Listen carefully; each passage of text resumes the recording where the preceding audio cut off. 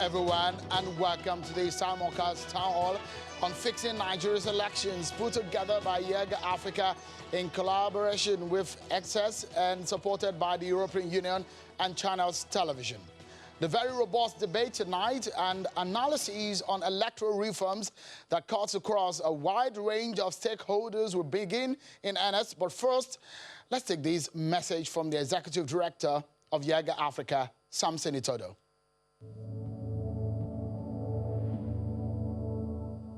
Good evening, viewers. My name is Samson Itodo, the Executive Director of YEG Africa. It's exactly 965 days to the 2023 general elections. It's obvious the challenges of our electoral process are enormous, and it requires leadership and decisive action from diverse stakeholders to fix. This is why YEG Africa and our partners are hosting this town hall this evening to address the declining quality of elections and loss of faith in democratic institutions. If the electoral process is reformed, it will improve the quality of public leadership and governance at all levels and increase public trust in democracy and democratic institutions.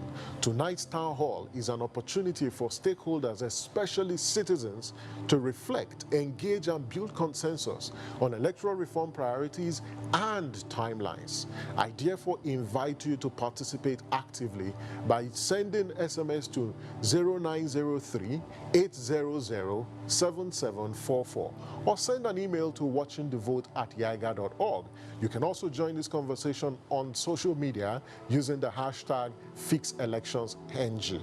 This town hall is viewed across the world and aired on Radio Nigeria network service because we believe every voice counts. And present at this town hall this evening are representatives of key democratic institutions. I'd like to specially thank the EU SDGN partners, namely European Center for Electoral Support, who is a co-host of this town hall, the Albino Foundation, the International Press Center, the Nigerian Women Trust Fund, Clean Foundation, the Policy and Legal Advocacy Center, Westminster Foundation, the National Institute for Policy and Strategic Studies, BBC Media Action, Institute for Media and Society, INEC, and Premium Time Center for Investigative Journalism. Special thanks to Channels TV for the partnership. I'd like to specially thank the EU delegation in Nigeria for making this possible through the EU Support to Democratic Governance in Nigeria program. Before I leave, please remember, it is exactly 31 months to the 2023 elections. Therefore, the time for electoral reform is now. On behalf of all of us, I say welcome to the Citizens Town Hall on Electoral Reforms. Thank you so much, Samson, for those opening statements. So how do you measure a growing or developing democracy? Well, election is one of the indicators and perhaps one of the major pillars of any democratic society. The recruitment process in a political system must be well structured and properly backed by to allow the electorate to choose or replace the government through a free and fair process. But the question is, do we have a free and fair election in Nigeria?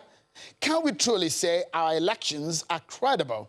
Now, here's the premise. There have been committees and reports constituted by different presidents since 1999 to date in an attempt to fix the untidy parts of our electoral law and process. Let me take you through some of these images. Perhaps will enlighten our minds and get us in the mood for us to get the conversation started. And so, we look at the cost of our elections in Nigeria, and over the years, this is what it has cost us in our major elections. From 2011, this is how much we spent. That's over 139 billion naira spent in our elections, which comes to 1,893 naira per voter. That's $9 if you're watching us outside of the country and you're trying to make sense of what it means. So if you look at it, there is an increase between 2011 and 2015. So, I mean, there is a decrease actually from 2011 to 2015 to about $0.5. So from 2015 to 2019, it actually went down again because it's by dollar rate, it went down, but in naira rate, it's way higher. So let's look at some more implications of what our elections are giving us and what we are taking from it. If you look at, we are 965 days, 31 months, 2 years and 7 months to the 2023 general elections. So what does this mean? It then means that there is a window for us to fix our elections, and this is saying the clock is ticking. If you look at it. So elections, we finish elections, and people run to court, people challenge the process of the elections. So this is what it means. 2007, 1,290 cases, petitions came over the elections. In 2011, it was 732 cases, 611 in 2015. It went higher in 2019 to 809. If we do not fix our elections, what will it look like in 2023? Well, put that on one hand, and let's get a sense of what this means. So there is a gestation period for our electoral amendment bill. So in the 7th National Assembly, this is what we got. There was a commencement of the process, the final passage, but this is what happened. It was assented to in March of 2015.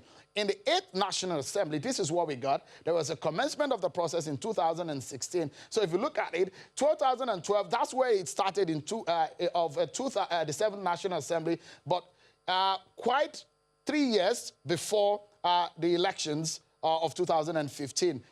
In 2016, there was another process which began under the Ekweremadu and Bukola Saraki leadership in the National Assembly. And so the assent was declined in December 2018. So let's take a look at what the turnout has been in those years. From 1999, all these major elections in Nigeria, and you can see the percentage and the increase and how it went down from 1999. 52% people came out to vote in Nigeria of the registered voters in the country. It went up but by over 10%, so 69%, 57%. It went down in 2007. Don't forget, that was the year a president said the election that brought him into office was flawed. In 2011, it went lower than it was in 2007. In 2015, it did very badly, 43%. That's the first time we had our election from 1999, just under 50% voter turnout, and 2019, it wasn't a very good outing as per voter turnout. So all over these 21 years, these are the electoral amendments that we've seen of our Electoral Act. But I guess that is perhaps the journey and gives you the idea of where we're coming from. But where are we at the moment? There are bills by different lawmakers seeking to address the many challenges to the Nigerian electoral process. But for a moment, let me introduce to you our guests tonight who are going to be discussing these issues from our Abuja studio, Lagos studio, and virtually we'll have people dissecting these issues for us. So from our Abuja studio, I have the INEC chairman, Professor Mahmood Yakubu. Thank you so much, Professor, for joining us tonight on the program. And also, I have the representative of Senator Ovie Omagege, the Deputy Senate President there with us from our Abuja studio. And also, I have joining us here in our Lagos studio is Ms. Yemi Adamalekun. Thank you so much for joining us. And also, I will be introducing some other guests as the program progresses. But before we get started all together, there is a message from the EU head in Nigeria. Take a listen to him.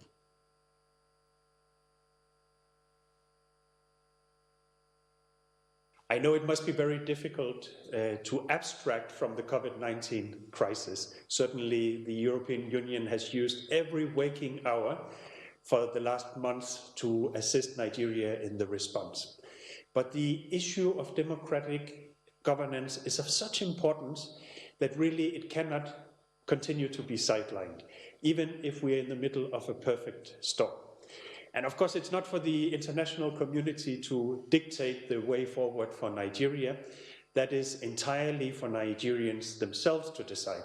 But I feel very proud for the European Union to support a debate of this nature that we will have tonight to guide the decisions to be taken.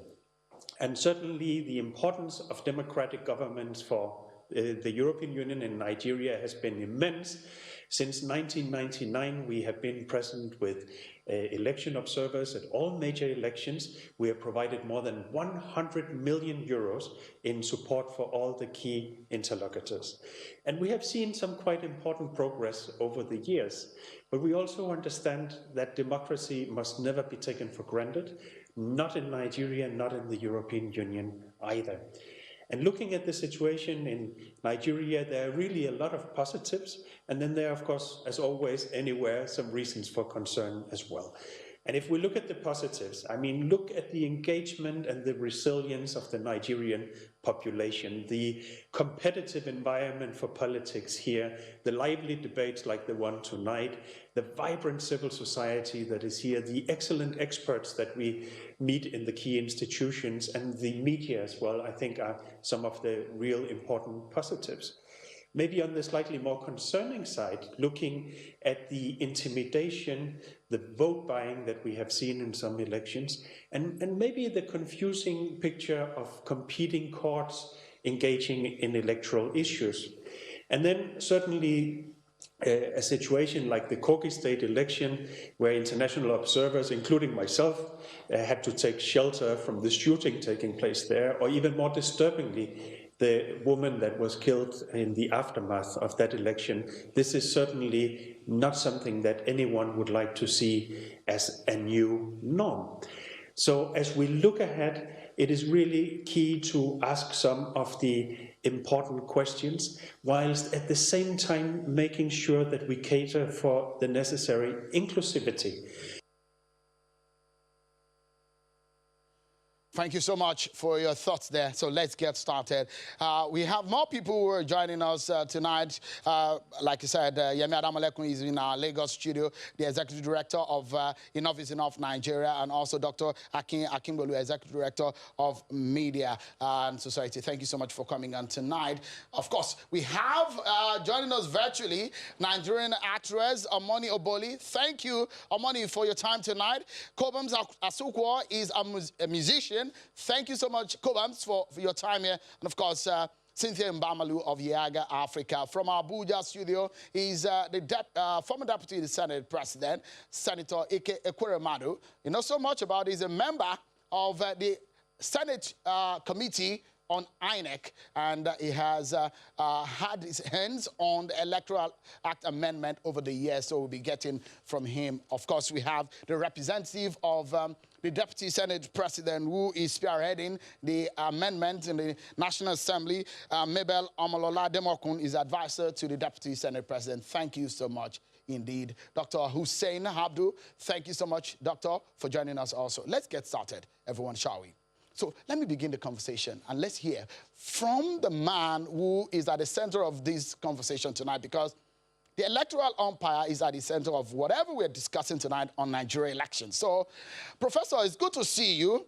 And get us started, would you please? You also head ECONEC, the regional head of the election bodies on the continent. And you've seen how elections are conducted elsewhere. As the man who sits on that very pressured seat, we're not talking about electoral management, election management in Nigeria today. What is your major problem? If you consider, since you got into office, that if you have the magic wand to fix, what would that be? Well, thank you very much, on quite a number of issues, actually, and the management of election in Nigeria is not radically different from the management of elections in the sub-region.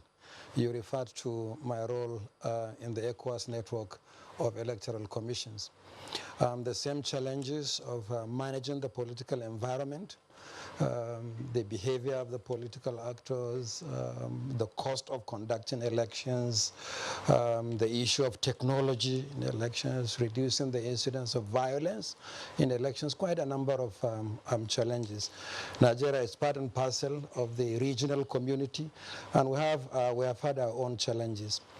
So quite a number of issues, one of which is the deployment of technology. We would like a situation where the electoral legal environment is reformed in such a manner that will continue to deepen the deployment of technology in elections. We are so far happy with what the Commission has done since 2010. Recall that there is a trajectory. We started in 2010 with the Biometric Register of Voters.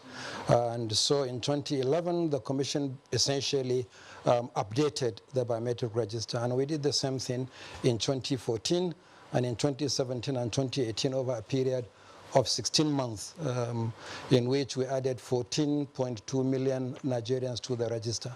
We would like to see this enhanced. The second is biometric accreditation of voters. And there's a new innovation introduced in 2015, the smart card readers that go along with the permanent voters card. We've achieved that. We are looking forward, particularly with the 2015 amendment to the Electoral Act that empowers the Commission to deepen the use of technology in voting, particularly in the area of electronic voting, to see how far we can go a notch higher. And the Commission is committed to introducing at least electronic balloting in the major election we are going to conduct next year, which happens to be the Anambra governorship election in November. And thereafter, with the support of the National Assembly, we hope the legal environment will improve such that we can also go ahead to collect and transmit results electronically. At present, the law doesn't permit that. The system is essentially manual. That is on the technology side. On the other side, we are essentially concerned about the failure or inability to penalize electoral offenders. This has been at the heart of many of the challenges we faced. Some elections were declared inconclusive simply as a result of violence. And I like the way you started, Shaun, by referring to all the efforts made in the past, at least over the last 11 years. Recommendations have been made by one committee after another, and it appears that there is a convergence of intention between particularly the Executive and the National Assembly on the issue of punishment for electoral offenders. Recall the recommendations of the West Committee. Nothing was done to the recommendations of that committee. In 2011, we had a major post-election violence. The Lemu Committee was set up. It made the same recommendation, accepted in a white paper by government, but we didn't make progress. Then 2015, 2016, this administration set up the Ken Namani Committee. And the Ken Namani Committee made the same recommendation. And there have been movement also on the part of the National Assembly with several private members' bills for the establishment of the Electoral Offences Commission and Tribunal. We hope that this time around, as part of the reforms of our electoral process, we'll pay particular attention to that issue. At present, the Commission is saddled with a responsibility that I have repeatedly said that it has neither the capacity nor the absolute legal backing to implement. For instance, INEC is saddled with the responsibility of prosecution of electoral offenders. How do you prosecute electoral offenders when the first step towards prosecution is arrest? INEC has no police. We have to rely on the regular police. We have been working with the Inspector General of Police in that regard. Arising from the general elections conducted last year, 16 case files have been forwarded to the Commission, and we are prosecuting those offenders in the places where the offenses were committed as provided by law. But we have our constraint in that respect. Secondly, there has to be proper investigation that will provide the evidence that will lead to successful prosecution of offenders. We simply have no capacity to investigate offenses committed. But here we are saddled with the responsibility to prosecute electoral offenders. And we have very good staff doing conscientious, good work, but some of the offenders may be the Commission's own staff. It's very difficult for any organization to penalize or punish or prosecute itself. So we completely agree with the recommendations made by previous committees and the kind of movement we have had from the National Assembly through private members' bills to establish the Electoral Offences Commission and Tribunal. Showing I've said this over and over again, that any nation that does not penalize its electoral offenders is doomed. So we cannot talk about democracy and fair, free, credible elections, and in the context of COVID, now safe elections, without ensuring that those who violate those laws are penalized. So essentially, these are the two items that come to mind immediately: deepening the use of technology in the conduct of elections and punishment for electoral offenders. All right. Let me ask former Deputy Senate President, Senator Ike Ekweremadu. Senator, you've heard that's a fantastic background that Professor Mahmoud Yakuba has given us tonight, which will serve as a premise for us. But from your own point of view, looking at the past amendments and the elections that we've conducted in Nigeria, what would you consider as perhaps Nigeria's biggest election problem?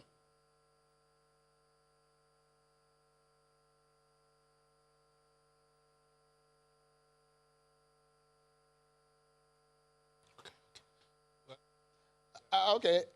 Senator Ekweremadu, maybe I should get a question back again. So I was asking that what would you consider as the biggest problem of Nigerian election today? I think the greatest problem is the implementation of the laws. We have sufficient laws regarding our election and election management.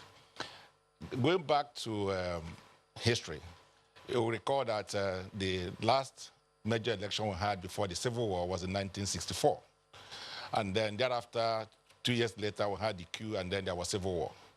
So we didn't have democratic practice, and that means the electoral reforms, electoral practices were stopped for about 35 years until 1999. The implication is that a lot happened.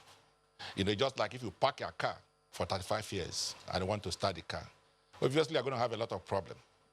And so in 1999, we had an election that was, of course, not very perfect because of the time lag we've had between 1964 and 1979. And thereafter, we also had disrupted elections and democratic practices up to 1999 when all this started. And so even after 1999, you'll recall too that it took nearly about 11 years, up to 2010, where we had the first major electoral reforms, both in the Constitution and Electoral Act, for which I also superintended.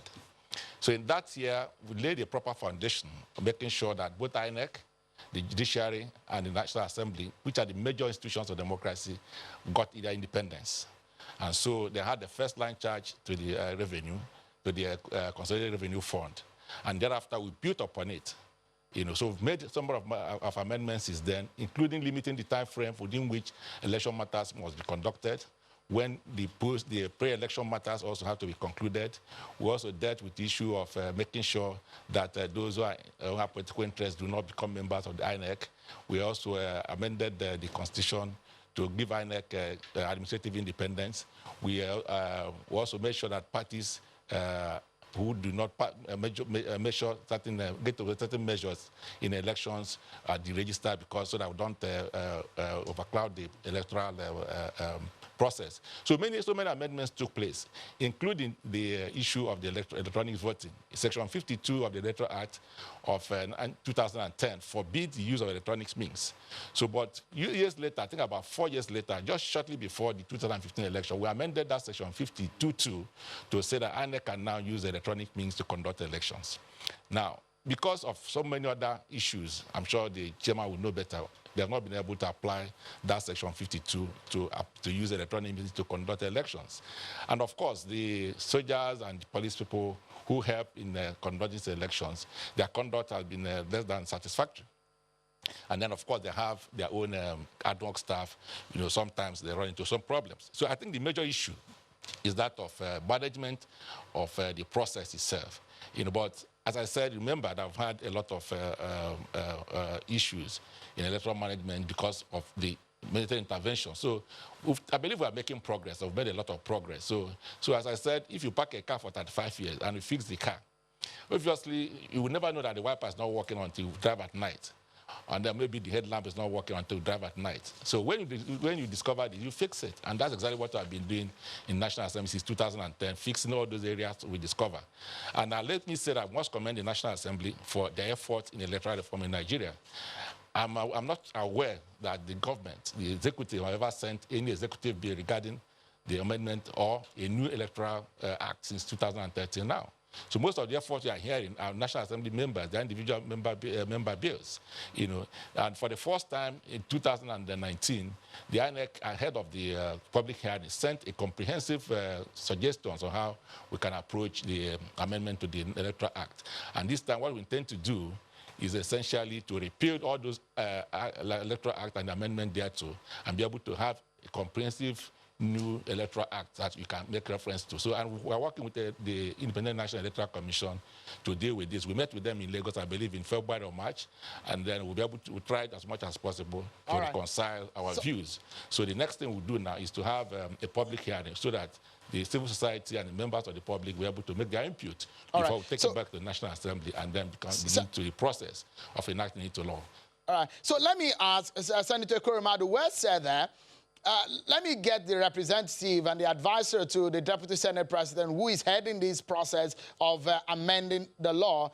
A lot of people will wonder, we had the Lemu report, we had another report just after the Lemu report, and a lot of people will be wondering why we already have a template that can work for us. We are doing another process now. For a principle, are we putting into consideration these reports or not?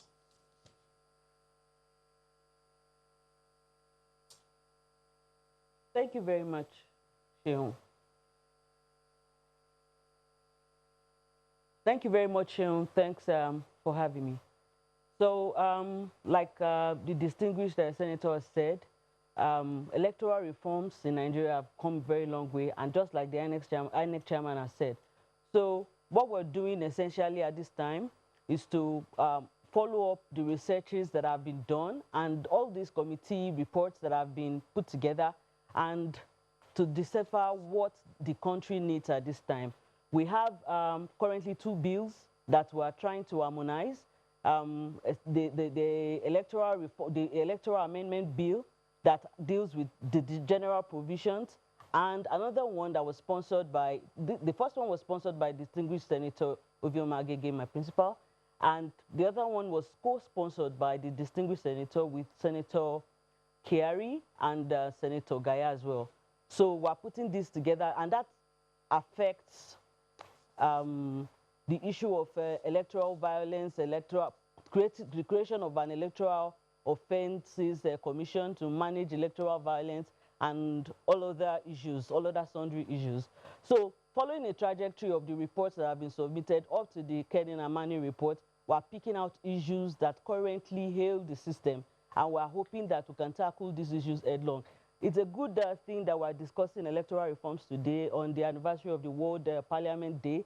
All over the world, people are discussing elections and electoral reforms, how democracy and democratic institutions can be better enhanced. You know, with the new parameters that COVID-19 has introduced, we didn't capture that in our bill. This is an ongoing conversation. We have a lot of other issues we're trying to harmonize and put in the bills. So the conversation will continue, and we're taking into consideration the reports. Those reports are like tools for us to work with. Mr. Malcolm, this is where we are. Yeah, so fantastic. So you can see right there behind me, these different reports that we've had. Justice Uwe's report, we had the Sheikh Lemu report, we've had the Ministerial Committee review on the Justice Uwe's report, we've had the Kenin Amani-led committee report. All of these reports are on the ground, but a lot of people believe that our elections are far from what we dream it to be. We'll take a break, but when we come back, we'll hit the nail on the head and find out what are the real problems of Nigeria's election and how are we going to solve them. That's the reason why we are here on this 3-hour ride. Don't go anywhere. We'll be right back, everyone. Thank you so much, everyone, for staying with us. And let's get back to the conversation. But don't forget that you can be part of the conversation. Some of your thoughts we're going to be sharing live, because this is a town hall is involving the experts, the stakeholders, and, of course, you as a voter and as a Nigerian. Of course, we have our guests and members of audience on Zoom. We are here with us, Omoni Oboli and Kobam Sasukwa there, and Professor Yemi Shanaya also there. In a moment, we'll also also let us see some of the audience that are going to be participating on the program tonight. Of course, in our Abuja studio and Lagos studio, we're getting thoughts. Let me run back to Abuja studio and get the thoughts of Dr. Hussein Abdul. Doctor, give us a sense of where we are right now in terms of the last elections, what we did in 2019 elections, and what we did in Kogi and Bayelsa election. Was that a bad outing for Nigeria? Well, I wouldn't say it's a bad outing for Nigeria. I'm a student of politics, and I recognized the challenges for our political development as a country. And I think the former Deputy Senate President did paint a clear history of our politics, and we knew that the challenges have been quite enormous. Even when we returned to democracy in 1999, it's been quite a number of challenges involving elections. And that itself has to do with the nature and the character of our politics, and with the kind of politics that we play in the country and the interest involved. It's almost impossible to actually have a kind of perfect elections that we all aspire to have. The changes we want to put in place should actually be changes that doesn't only change electoral processes, that it also works to transform the political culture and institute a different system that is supportive of transparent elections. So I wouldn't say 2019 was bad. We had our challenges. There were things that we need to improve on, and I think all the reports are very clear on it, depending on where you sit. But the reality actually is that there were progress made, but there were as well challenges, and this is what you see practically in every elections. Ordinarily, yes, we had wanted to have an election that is far better than what we had in 2019, but we wouldn't actually say that itself was totally flawed or extremely poor as sometimes presented. Kogi elections was a lot of questionable issues that actually emerged in that elections, quite outrageous and totally unacceptable.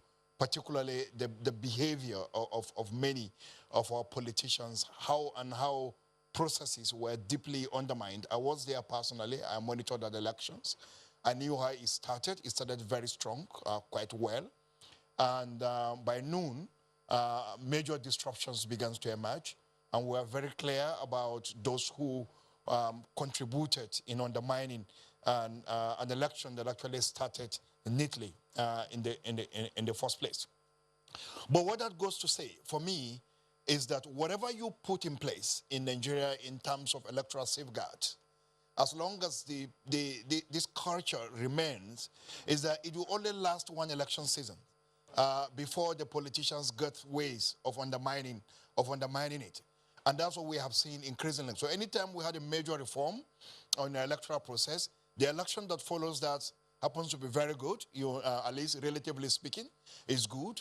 But by the time you finish that one, you are getting to the next elections, people have perfected ways of actually manipulating the process or undermining the process, and then they go out there to attack the next phase of the elections, and then you have a very bad or poor elections. And that's the context in which I try to compare probably what happened in 2015 and what happened in 2019 elections, is that people are beginning to perfect the elections and trying to find out gaps within the system and go out there to undermine it. And that's what we want to see change.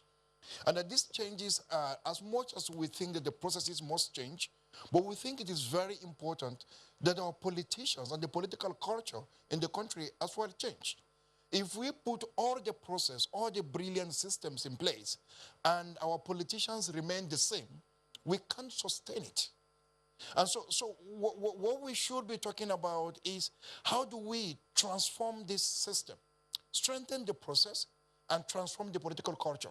That's the key thing. And citizens have a very important role to play in that regard. So as we are mobilizing and working with the National Assembly, and we are working with INEC and the executive in getting the electoral laws changed, we should correspondingly be engaging the citizens, because ultimately, It's the citizens that can actually contribute in changing the kind of culture that we have at the moment Dr. that is Abdul. actually not suitable. So, Dr. For Abdul, a free just a moment. and transparent election at the moment. You've touched on some very critical issues here, but I need to get back to Professor Mahmood and the former Deputy Senate President, and I'm going to give each of them a minute to react quickly to some of these questions. Prof, you as an election manager, because there are a lot of electoral amendments here and there that people were talking about. But for INEC, from your point of view, what would you say is the top 3 fixes that you're looking forward to? The top 3. Well, the first thing is actually what Dr. Aminu Abdu mentioned, attitudinal change. But unfortunately, you cannot bring that about by legislation. You cannot legislate attitudinal change. And for as long as the attitude remains, irrespective of what laws we introduce, people will find ways of circumventing these laws. I would like a situation where we are consolidating on the gains of the past and incrementally improving our democracy. But what it means is that with every election, we have to introduce something new, like a joker. So that cat and mouse has continued, and so we are perpetually experimenting instead of consolidating for the reason that other panelists have mentioned. So I don't think that there are 3 issues that I need to mention, but the essential thing is that you cannot bring about this change essentially by legislation. But the second thing is, when we legislate, let us legislate on the basis of principles. Why do you amend the electoral legal framework? We want to increase transparency of the electoral process. We want to increase greater participation of marginalized groups in elections. We want to strengthen the independence of the election management body. We want to reduce costs. We want to penalize electoral offenders. Unless you lay these principles out clearly, you can't begin to pick and choose sections of the Electoral Act that we are going to amend. But I'm very happy that in March this year, we had for the very first time a meeting in Lagos with the National Assembly. It has never happened before, where the Commission met with the leadership of the National Assembly and the leadership of the 2 committees on INEC, from the House of Reps and the Senate. And we made a submission, several areas of the Electoral Act to be amended, and we also laid the groundwork, the principles very clear before we proceed with the amendments. However, on the amendment to the electoral legal framework, and I'm happy that the former Deputy Senate President is here, we're exactly where we are in July 2016. The Commission, I remember, made detailed submission, 34 areas of amendment to the Electoral Act, 25 to the Constitution, and we had a robust engagement with the 8th National Assembly. And I remember that in June or July 2016, we had a public hearing. And at that public hearing, we were assured, and the nation was assured and reassured, that by December 2016, there will be a brand new Electoral Act. But we were discussing and debating until around December 2018, just a few months to the 2019 general elections. So I hope we'll start early, because we're not going to reinvent the wheel. There is nothing new to say that we don't know. All we need to do is to have the will to implement those beautiful ideas that we have. So, Sean, maybe this is not the best time to say I'm going to itemize 1 or 2 or 3 items. We all know what the issues are. It's just the courage to confront those challenges head on. And I believe that with the level of cooperation we have with the National Assembly, nothing is impossible. And I hope that this time around, we'll have a brand new Electoral Act that incorporates all the suggestions made before. I wouldn't like to commit the Deputy Senate President of the National Assembly, but are we still committed to December 2020? Definitely, yes. Thank you. That's a very good confirmation, former Deputy Senate President. But I'll come back to you in just a moment, because you know what was a very touchy issue in the last National Assembly, 8th National Assembly, was the sequence of election. We'll come back to that, because some people are asking for elections in one day. I will allow the Deputy Senate President to touch on that issue, but let me get one of our virtual speakers to get on is a Nigerian musician, Kobams Asukwo. Let's get his view on what perhaps is on his mind as a Nigerian that is so devastating about our elections. Kobams, it's good to see you. What are your thoughts? What do you think is a major problem of our elections in terms of management of it? Thank you very much, sir. We can. Go ahead, please. Thank you.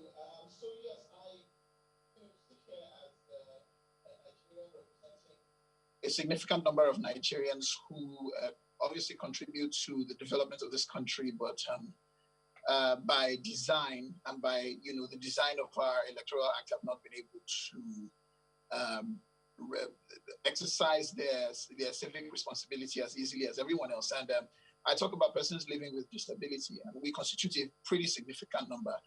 And I think that this is a major concern for me, as you would imagine, because just going through the Electoral Act, you see that in the areas where it is even mentioned, where the interests of persons living with disability, are represented, it's for one, it's at best non-inclusive. It's not as inclusive. So, for instance, I make a particular reference to Part 4. I think it is Section 56, subsection 1 of the Electoral Act, and I think it talks about how the first issue is it refers to blind persons and persons with physical deformities. It's not very extensive in terms of the scope, and the spectrum of disabilities that Nigerians live with.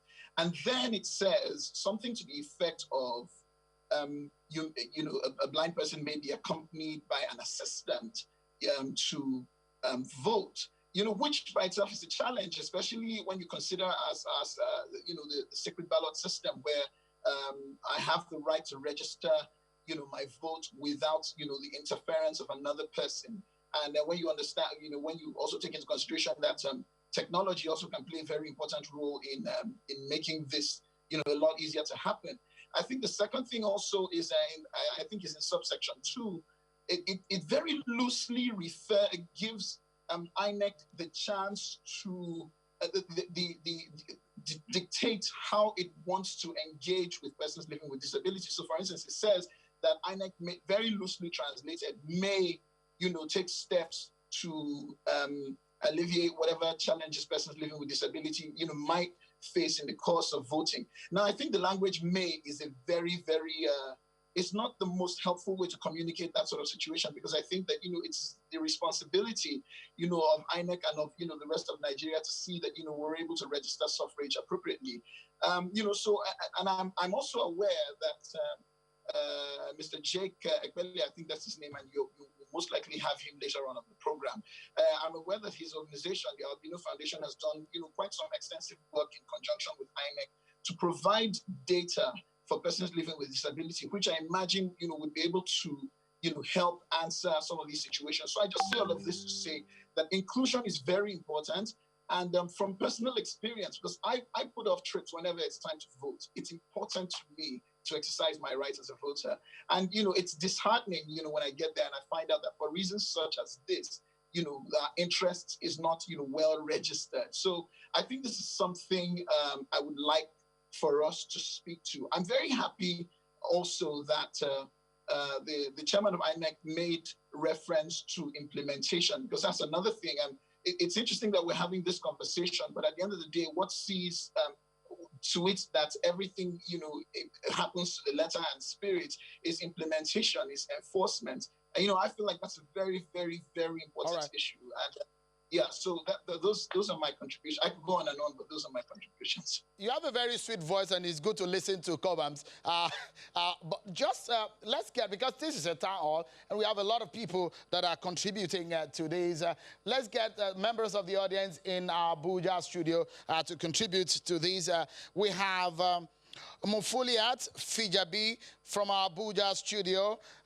Mufuliat, let's get your view just in about 50 seconds on the thoughts that have been shared today, so that we get some of the speakers to respond to it.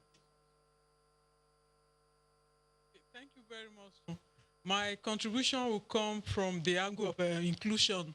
Oftentimes, when we talk about elections in Nigeria, we want to look out for the credibility, the fairness, but we often do not talk about the inclusion part of it.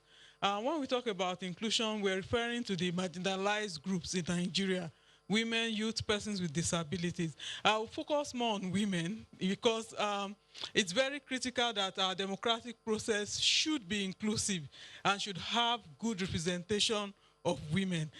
In the electoral reform process, it is critical that the issues of women are taken on board. For example, I would like to see an INEC that is truly independent and truly empowered to query political parties on why they fail to obey some of their own status, especially on affirmative action and inclusion of women. So we don't just want a kind of a jamboree kind of political parties primaries with unequal playing ground for women, where most women are eliminated from that stage, and where nobody is talking about why political parties cannot ensure that they live truly to the mandate that has established them. So we want a process that is even fairer in terms of ensuring that there is a gender balance and there is gender equality. Also, I'd like to emphasize the fact that the political culture I just wanted Nigeria, one of your comments, one of it, because of our time, so we can allow the speakers to respond to it. But I will go back to our virtual space and let members of the virtual audience to also participate. Just about a few seconds to get your question in. I understand that Brenda is on the virtual space to get us a view on what is happening and perhaps ask a question. Brenda, what are your views on what is happening and what's your question?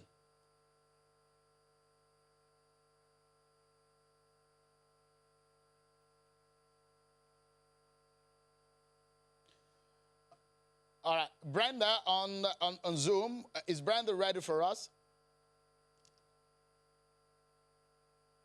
All right, if we'll get Brenda. We just want to get everybody's thoughts. But in the meantime, let me go back to our Abuja studio and get Margie Wilson to get his view just in 40 seconds, Margie.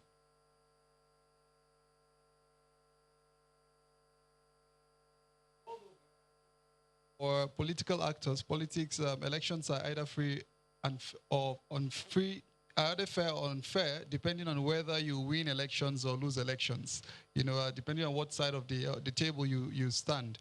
But of course, in terms of election management, you know, and technology, I think it's also important for citizens to understand the issues of whether e-voting or the use of deployment of technology in elections. And of course, as the chair has rightly mentioned, there has been incremental introduction of technology in our electoral processes. And of course, one of the major issues is to see that, of course, integrity is promoted within the process. But while doing that, I think it's important, while legislating and ensuring that the Electoral Act is reviewed, that you look at certain issues of sustainability of the technological processes that will be put in place, the adequacy of such technology, considering your infrastructural schematics, you know, the internet infrastructure in the country, the geography, and also you have to also look at the cost effectiveness of such solutions, the transparency of the procurement processes, and also the timing of introducing such, you know, innovations is quite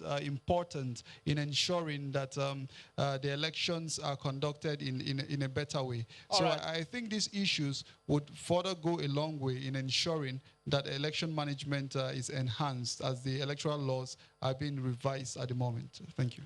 Okay, great. So because we're talking about this segment on electoral management and technology, so quickly, I will still have my guests here. I understand that Bishop Kuka has since joined us also. Thank you so much, Bishop Kuka, for your time. But let's go back to the stage there in Abuja, and let's get the former DSP, Senator Ekweremadu, to get his thoughts.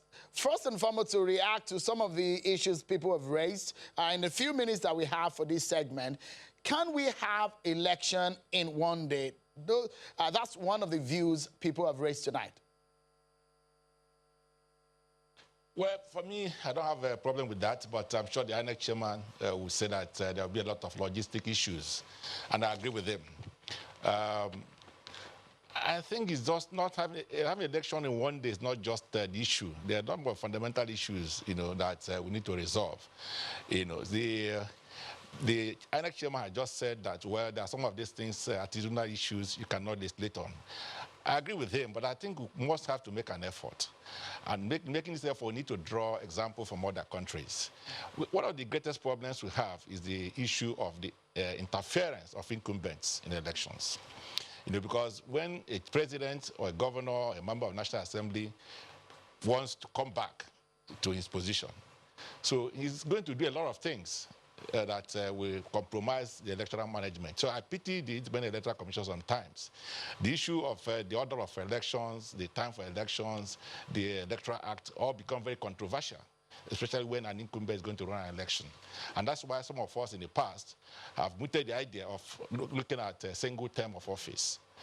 So this is exactly what happened in the Latin America. Most of them decided to do single term, at least for a transition period, some 20 years, some 30 years. I believe it's only Mexico that's still practicing now. You do one term of office and then you leave.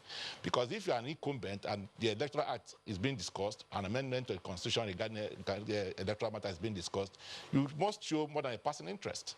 And that's exactly what problem we've been having. So we need to look at that aspect. And again, the issue raised by my sister about the representation of women and the youths. I quite agree with them. This issue has been on for a long, long time.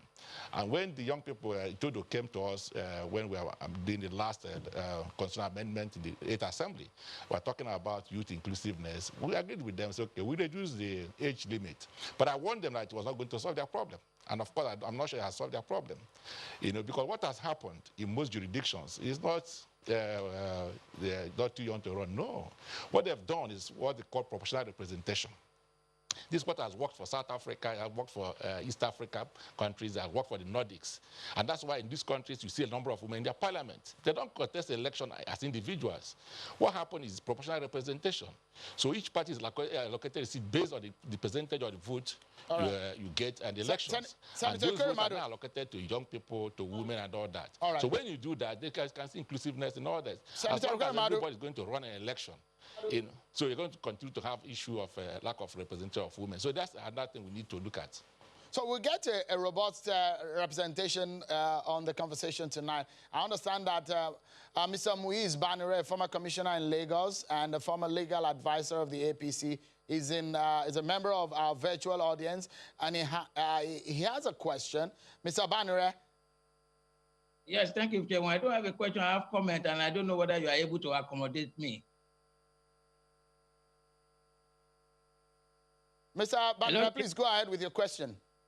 Yes, I said I have comment, not question, please. And I don't know whether comments are accommodated.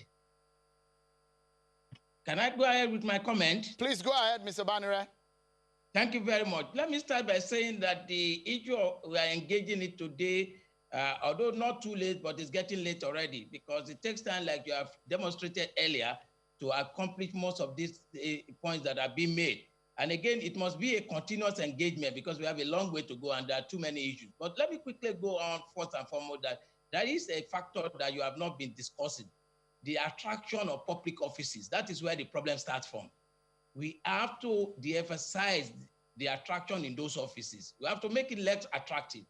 Once it's still attractive as it is now, people are ready to go to any land and are always desperate to go to any land. That's number one. Number two, again, is the fact that civic education and enlightenment is very poor, is weak. If it is INEC, but I know INEC cannot do it alone, we need to engage the civil society also to ensure that the people are able to connect their vote to their life.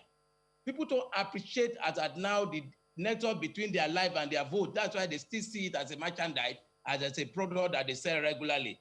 Thirdly, I believe also that as of today, the issue of election petition, the reality of the matter as the law stands today and the processes is that you hardly can win any election petition as a petitioner in Nigeria. The law is so shrewd against the petitioner that it hardly can survive. So you are looking for electoral justice, the electoral jurisprudence is not that favorable today at all, and we need to look at that. the question of violence and thuggery scares a lot of people and is a contributing factor to apathy. A lot of people will tell you, I don't want to go out there, I can't endanger my life.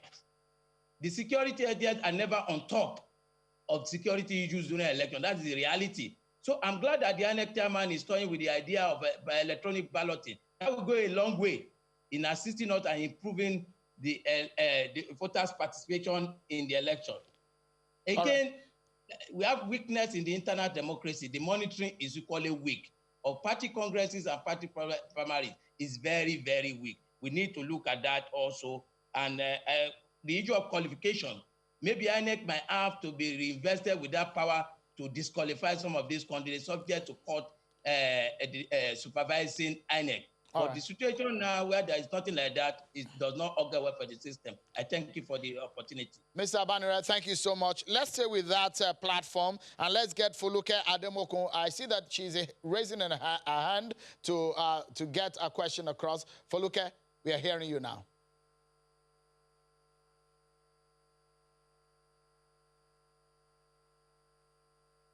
Foluke Ademokun. All right. Hello? Go ahead, Foluke.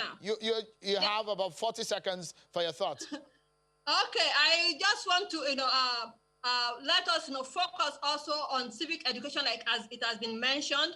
We need to expand the process of voters' education so that the citizens can just not, look at party logos. They should also know about issues. What issues are they voting for?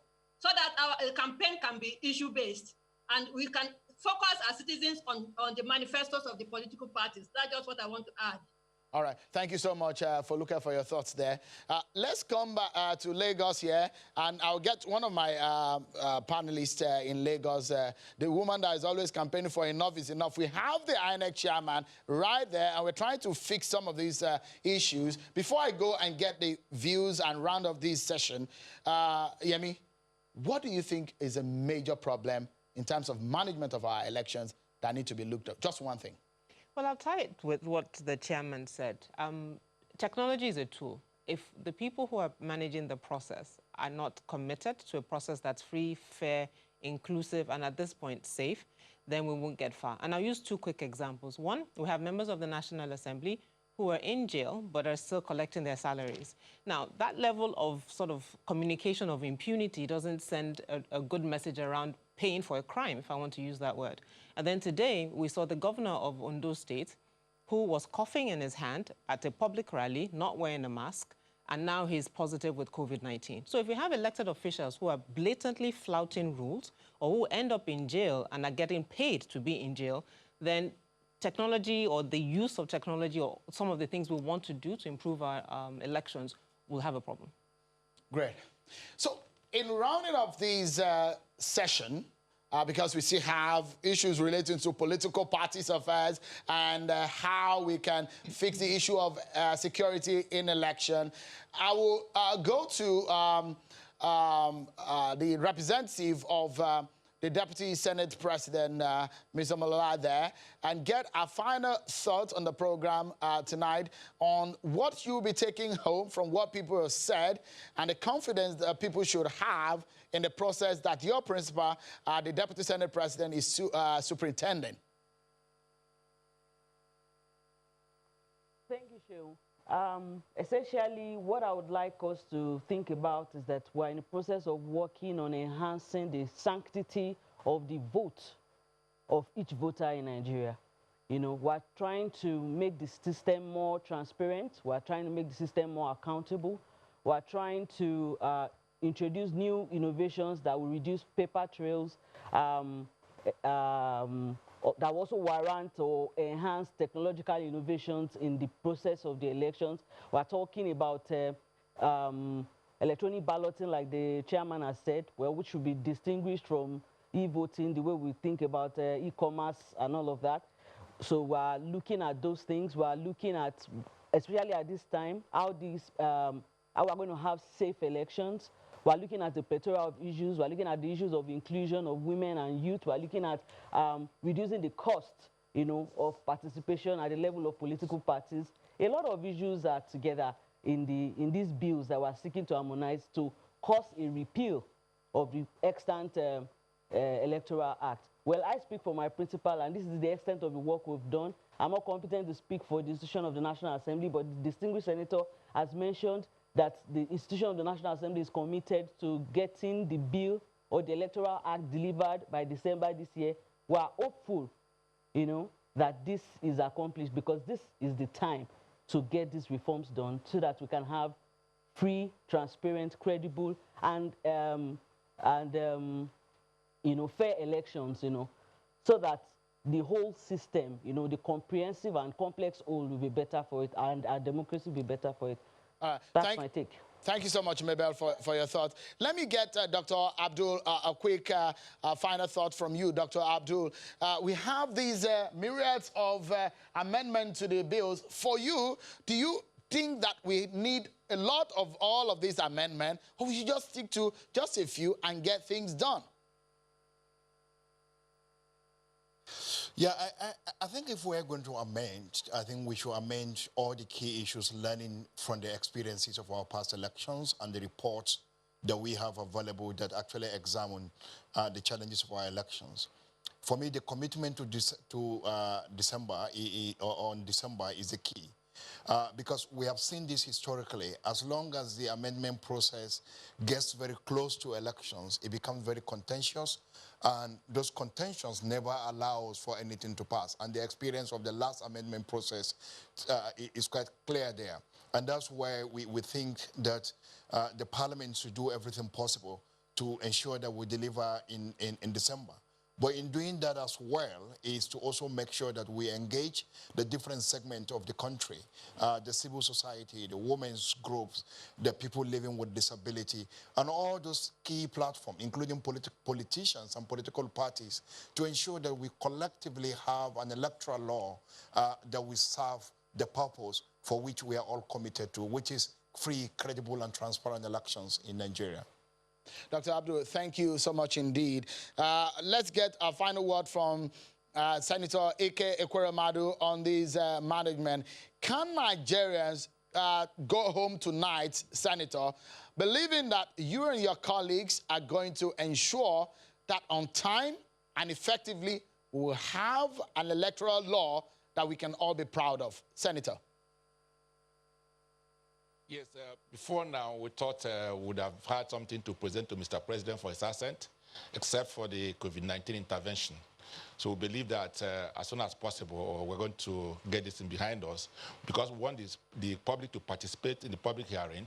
That's the only thing that might delay the process. But with the issue of the protocols, new protocols of managing issues now with the COVID-19, I'm sure that we'll find a way around it so that the public will now make their input for our own consideration before we send to the President for assent. So with that in mind, I believe that as we assured the INEC in our meeting in Lagos before or on or before December 2020, we should be able to have an electoral act for Nigeria. But let me also say that this COVID-19 have changed the ways of doing things. So it's even good enough that I've not been able to pass that act before now. So with the COVID-19, it will give INEC an opportunity, and even the general public, to come up with new ideas, you know, of managing elections with the new protocols. You know, so it is very, very critical. Earlier today, I participated in the climate parliament dealing with the post-COVID-19 transportation. So I believe that both sectors need to begin to think out of the box on how to manage certain sectors post-COVID-19. And electoral management is one key area that they need to think through, so that they'll form part of the new electoral act that's coming up in terms of the campaign, in terms of the voting, and also conduct of post-election issues. So these are the things I think that an opportunity has come for all of us to think out of the box and be able to make sufficient input, both from the civil society and the electoral management body, that will be able to enhance the quality of the electoral act that will come out of the National Assembly. The truth is that somebody who's a voter today will be a candidate tomorrow. So everybody should be interested in what the Electoral Act looks like. Former Deputy Senate President Ike Ekweremadu, thank you so much for your thought there, Senator. We will switch to a new segment on this program, and it's going to be about party politics, candidate nomination process, and campaign financing. But I must sincerely thank also Dr. Abdul and Mr. Mabel Amalalat, representative of the Deputy Senate President, Ovie Omoagege. But the INEC chairman is going to stick with us, but we will get in some other panelists from our Abuja studio. But let me introduce some of the panelists that we already have for our next segment. I can see. So let me also thank Kobams Asukwo. Thank you so much, Kobams, for your thoughts there. We have already for this new segment, Bishop Matthew Kuka. Thank you so much indeed for joining us tonight, and it's good to see you, Bishop. And we also have Omoni Oboli, a Nigerian actor. Thank you so much for coming. And Professor Ebun Shonaya, a former presidential candidate. Thank you so much, Prof, for your time. Perhaps we should begin, and let's get bishops to give us a head start on this one. Party politics, candidate nomination process, and campaign financing. First and foremost, we saw a lot of court cases, basically from courts of coordinate jurisdiction, giving similar orders on party affairs. First and foremost, a lot of people will say that that's exactly where the problem of our politics is starting from, where political parties cannot manage their internal affairs. Bishop, what are your thoughts on that? Thank you very much, Sean, for having me, and I want to commend you and commend Yaga for this initiative. I think it's spectacular, and the conversations have been wonderful. Let me repeat what I have always said consistently, that we are mistaken in assuming that we've had a transition from dictatorship to democracy. We still haven't. And this is why we are showing all kinds of systemic malfunctioning.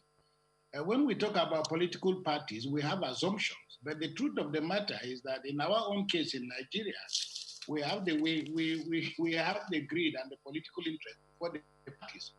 And that clearly what we have in Nigeria, as we have seen with the occasional malfunction of the systems midway through the journeys, manifested in the quarrelsomeness nature of politics and the way that the judiciary now has come to undermine, let me put it that way, the wishes of the people.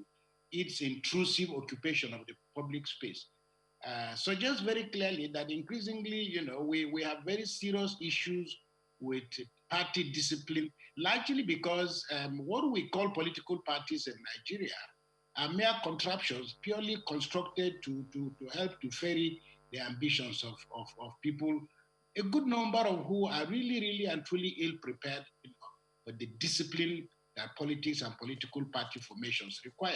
So what you are seeing is the lack of consistency and continuation. We keep talking, for example, about the fact that we've had 20 or so years interrupted democracy, but we also must address the nature of the political actors, the changing patterns on the political landscape. All these things suggest very clearly that we can number the years of our effort, but that has not injected the kind of discipline and predisposition that we require, for politics and active political participation. You have a high percentage of party office holder turnover at the National Assembly, at the state levels. So our system is so quarrelsome, largely because, as I said, we have come from a military background. We never had a clinical transition, as I said, beginning from our history. Every time it's always been the military purely and simply putting together a contraption to enable people ferry their ambition through to the system. So these are some of the difficulties. Of course, when you talk about the judiciary, increasingly we are finding now that the integrity of the judiciary is coming under question, just like any other institution that gets sucked into politics. So it is to say that going forward, two quick things. The first is for us to pay more attention to the future. That is why this conversation is very important. That a new generation of Nigerians with a different view about our country, with a different set of skills and different sets of discipline, must begin to see politics in a much more noble form, beyond just the contestation that we are facing for, we are seeing, for raw power. The second point is for the judiciary itself to begin to think more in focusing on compelling politics and politicians to fine-tune their articles of discipline internally, rather than the judiciary getting sucked into the whole idea of them being the final adjudicators, to the wishes of the people. Because increasingly, what we're going to have in future is a judiciary that is highly politicized, a judiciary whose integrity continues to come on, into question, and a judiciary whose energies are sucked into politics, and not define principles of interpreting the laws in other areas. So, but I want to conclude by saying, I think it would be nice if we focus more on a young generation of Nigerians who begin to find ways of avoiding the horrible mistakes that we are finding, in the name of politics in Nigeria, i.e., the insatiable greed, the indiscipline, the zero-sum game, attitude and disposition. The view of politics not as service, but a vehicle for ambition. And of course, finally, it is to make the point that our sorrows continue to increase because very little, if anything, has always changed in the lives of ordinary Nigerians. So we have had 20 years, but none of those 20 years have suggested that there has been a visible improvement in the quality of lives of Nigerians in the area of social services, in the areas of health, in the areas of education. So we just have a few cowboys coming in and going out, doing well for themselves. And this is why you still find that Nigerian politics is for a long time going to remain very, very violent and very, very quarrelsome. But like I said, we can avoid these pitfalls by focusing more on raising a new generation of Nigerians with higher ideals, of the principles of nobility, for public service. Thank you, Bishop. My Lord, getting us started gets the conversation about inclusion. There is another person whom I'm going to also call on the virtual space. But before I do that, let me introduce our new set of panelists from our Abuja studio. I have there the Attorney General of the Federation and the Minister of Justice, Mr. Abubakar Malami, Senior Advocate of Nigeria. Thank you so much, AGF, for coming tonight on this town hall. And the Chairman, Senate Committee on Judiciary and a member of the Senate Committee on INEC, Senator Opayemi Bamdele. Thank you so much, Senator, for coming tonight. And we have the National Chairman of ADP, Alhaji Yabagi Sani. Thank you so much, Mr. Chairman, for coming tonight. And we, of course, have Mr. Ezenwa Nwagu. He's the Executive Director of Partners for Electoral Reforms. Thank you, Mr. Nwagu. Of course, the INEC Chairman is still with us tonight. Let me get Omoni Oboli to Professor Ebunshonaya is also with us, a former presidential candidate. Yourself and Omoni, I'm going to get your quick reaction on inclusion. But Omoni, you made a movie. You were in a movie that basically talks about women contesting for office. What are your thoughts? Or are you disappointed so far about women participation in politics and elective roles in Nigeria?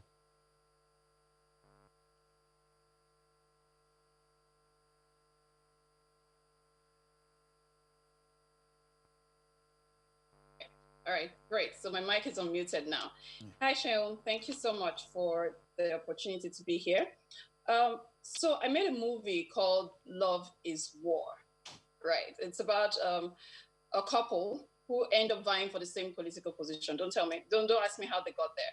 So one of the things I've realized, apart from the obvious patriarchal society that we live in Nigeria, is that a lot of women in politics are married into other tribes. So what ends up happening most times is your state won't give you their ticket because they won't give you their endorsement, obviously, because you're married to a man from another tribe or from another state. And of course, your husband's state are going to say, definitely not. Why would we give our tickets to a woman from another state? I mean, I'm talking even in the same state. For instance, Amurobo from Delta State, right? And my husband is from Anioma, the Anioma patch of Delta State. He's from Abuja, right? If I were to run for office in Delta State, I'm sure they would tell me something like, oh, This time around, it's the turn of their Nyomas. So, you know, you're from Delta State, we're not going to give it to you. And then I will say, oh, but my husband is from Anioma. And it's like, oh, the Anioma people want a woman from Anioma or someone from Anioma. You know, so women have been greatly marginalized. It's very disappointing, completely disappointing that even till now, we don't have women in big positions. It's not on merit. Women are mostly given appointments. They're not elected into office. You know, and then when it comes to financing, for instance, a lot of women don't even bother to come out because they know they're not going to have the finances to go through with it. Because most of the people that are financing politics are men. And they're going to pretty much finance the people they think would win because they don't want to back a losing horse. You know, so these are the problems that women are facing when it comes to politics. You know, one of the other things that it's a major problem is that a lot of women feel like politics is dirty. And the truth is we have seen that politics in Nigeria is actually quite dirty. I'm sorry to say, you know, so a lot of women don't want the stress of going through dirty politics. You know, they would rather just, you know, be away from it and not have to face that. So I feel like men feel like, oh, they have more of stamina to go through with something like that, you know. So it's a vicious circle. I think if we can see that our electoral process is free, is fair, is inclusive, it's safe, more women would come out. More women will want to, you know, to get into politics. But right now, because of the way it is, a lot of women are shying away. And even the women that come out, they're not being supported. All right. You know, so that's the problem that we're facing as women. Thank you, Amani, for your thoughts there. Stay with us. Let me go to our Abuja studio. I know Professor Ebusunaya is also there. I'll come back to that space in a moment. Let's get it round. And in our Abuja studio, let's speak with the Attorney General of the Federation. The President, when he took the mantle of village leadership when he got into office in 2015, one of the things that he said is that he's going to execute on Nigeria a good electoral system and a good election. He did also renew that commitment after he won a re-election, and he said he's going to leave Nigeria with a good electoral system. AGF, Honorable Minister, do you think we have the kind of electoral law that Nigeria deserves?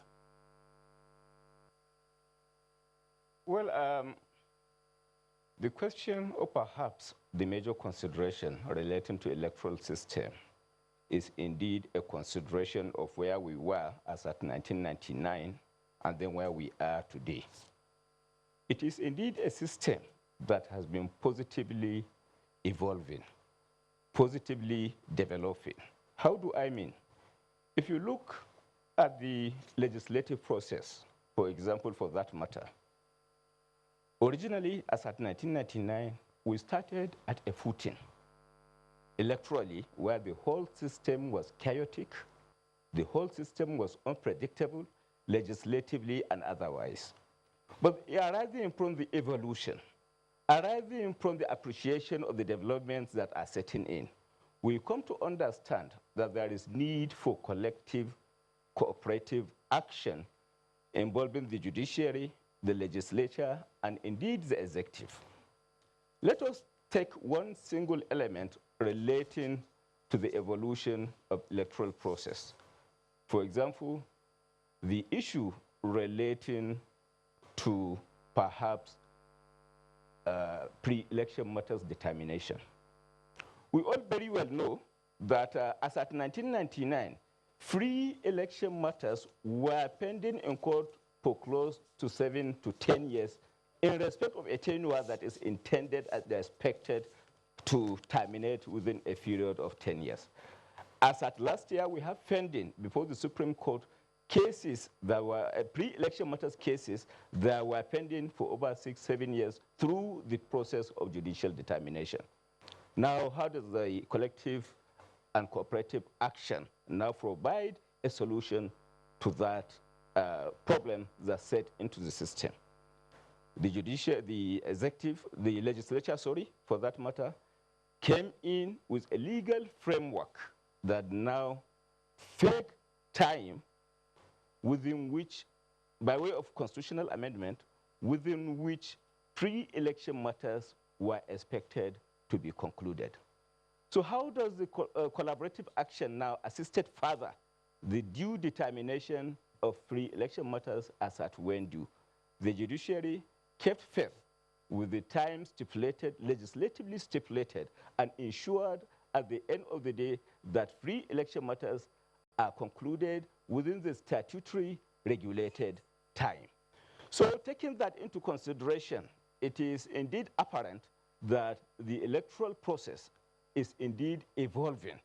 But that doesn't mean to say that there are no rooms for further improvement, and I think collectively and collaboratively, we are trying as much as possible to enhance on the quality of the system by way of empowering INEC, by way of building capacity, by way of ensuring at the end of the day that necessary compliance is required for the purpose of bringing about sanity, bringing about transparency, and bringing about accountability as it relates to electoral process are brought to bear by way of either a legal framework, judicial determination, or executive intervention. I think taking into consideration where we were as at 1999 and where we are today, with particular reference to new developments that set into the process, I think we have a great story to tell as far as democratic dispensation is concerned.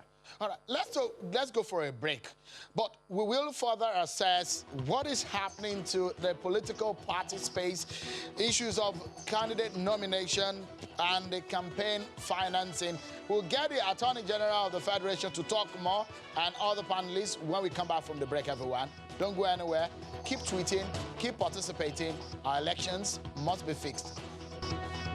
Thank you so much, everyone, and welcome back to our Fixing Nigeria Election, a Citizen All program, radio on channels television put together by YAGA and its partners, the European Union, ECES, and of course, channels television at the center of it all. Thank you so much, everyone, for being with us. Let me get back quickly. Before I get the other panelists right on this hybrid production to get into the conversation, let me get the Attorney General of the Federation to talk. Earlier, before you arrived on the scene, there was a poser that we've not had a single executive bill from the executive arm of government to the National Assembly as regarding issues of electoral reforms. Is the president and the Buhari government committed to fixing our election? Honorable Minister. Well, I think for the purpose of fixing our election and electoral system, the major attributes for consideration is the independence and indeed sustenance of the independence of INEC as an electoral body in terms of effective discharge of its duties and responsibility as an umpire within the context of the electoral process. Now, the issue is, for the first time in the history of Nigeria and the electoral history of Nigeria as a nation, the decisions of INEC have been wholeheartedly, indeed, complied with by the executive. That in its own right, a situation whereby, for example, a candidate of a ruling party is indeed perhaps disqualified on account of non-compliance with the constitution of the party or electoral process, I think is a great plus to the credit of a ruling party. We are all living witnesses to what happened in Zamfara, for example. We are all living witnesses that as at today, INEC as an umpire reserves exclusive right to determine constitutional compliance of a political party in terms of fielding a candidate for that matter. For the first time as well, judiciary is equally accorded the desired independence in terms of judicial determination of cases that are associated with political process and indeed that are electorally based. We are living witnesses again as to what happened relating to the governorship election in Zamfara, a situation whereby the entire entire process, inclusive of that of governorship, senators, and in fact, indeed the State House of Assembly, where a decision was given, was delivered indeed by judiciary against the ruling party, and it wholeheartedly accepted the decision in good faith. And there are a lot of other cases prevailing in the system by which the independence of INEC is indeed established by way of taking decision that is majorly adverse to the interest of the ruling party. So in essence, within the context of establishing the independence of INEC as an umpire in the electoral process, the independence of judiciary in the determination of cases with electoral undertones, I think it is only fair, the conclusion is justified that indeed as a government, we are indeed compliant, we have indeed supported the evolution and development of electoral process and have done enough for the purpose of enhancing it. And again, it is not correct to conclude that this administration has not indeed supported the evolution of the electoral process. One, you should know the function of the executive is not the development of electoral bill, but then ensuring at the end of the day, those legislations, those laws and provisions of the law that are put in place are indeed effected, are indeed implemented effectively for the purpose of sustaining the development of electoral process. All right, Honorable Minister. Within that context, the constitutional amendment relating to the fixing of the time within which election matters should be concluded was assented to by the President. So we have indeed supported a collaborative action that will see to the advancement of the judiciary. So the question is not the existence or otherwise of an executive bill, but whether indeed the executive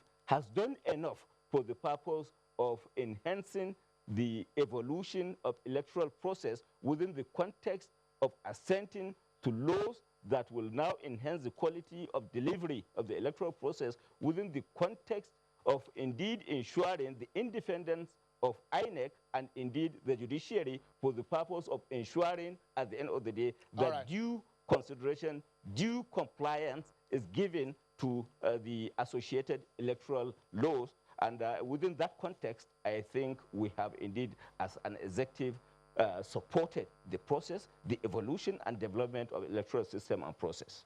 All right, let's get a voice of opposition into the conversation, and let me bring in Alhaji Yabaji Sani. He's the national chairman of the ADP.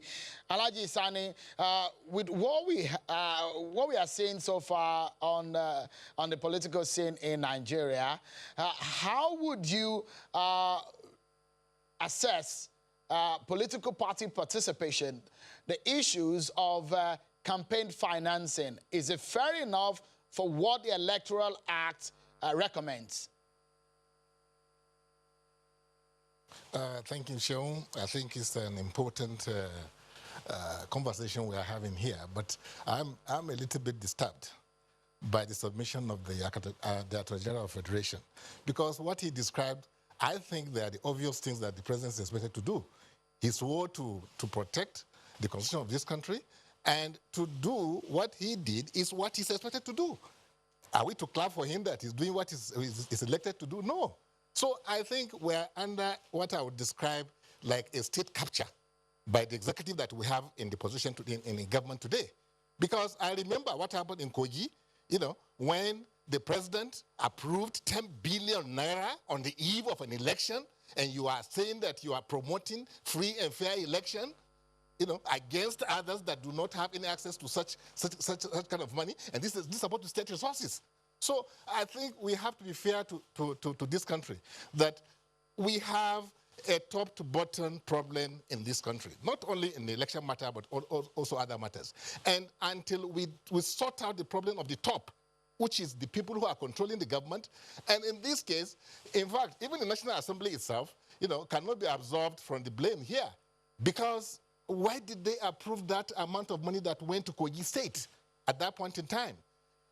Why did the National Assembly not pass a law or invoke a kind of punishment, some kind of sanction against the executive when the executive refused to assent to the bill which the National Assembly sent to the executive on so many occasions to guarantee an environment that will produce free and fair elections? We remember that there was a president in this country that 2 to 3 weeks to the election, he approved an amendment to the election which brought in this government that we are talking about today, which is the use of smart card readers.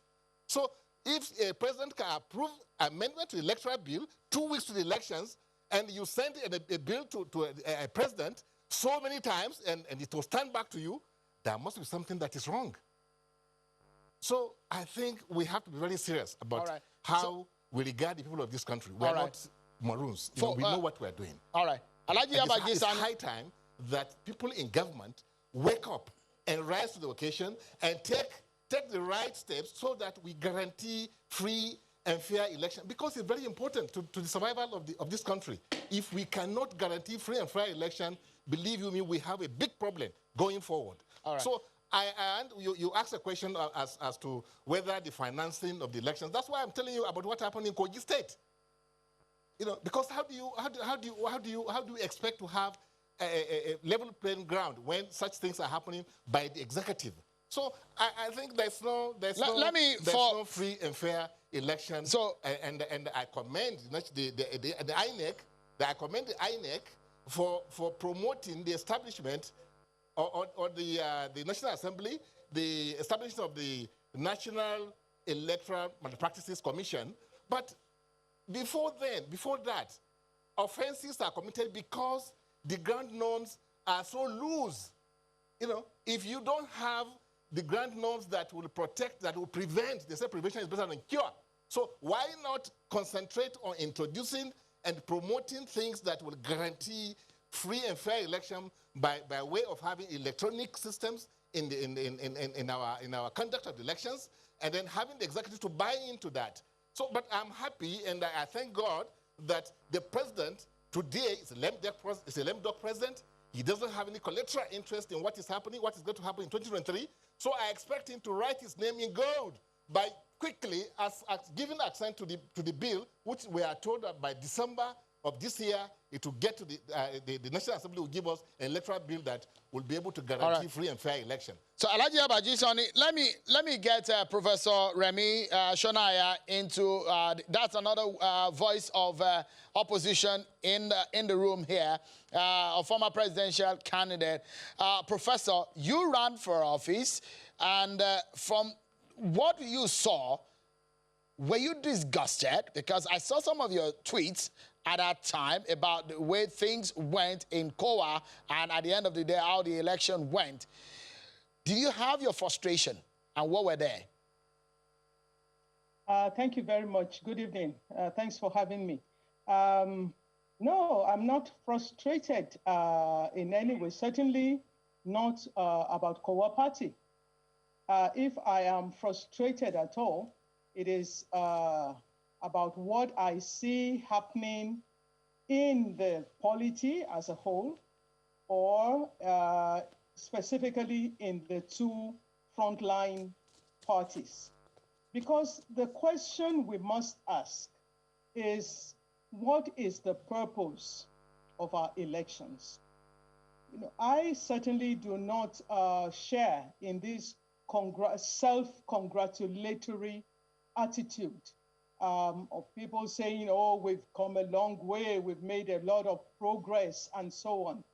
If you are even improving on the running of the elections, on the conduct, the process of conducting your elections, but the lives of the people that for whom you are supposed to be working, their lives do not show any improvement whatsoever.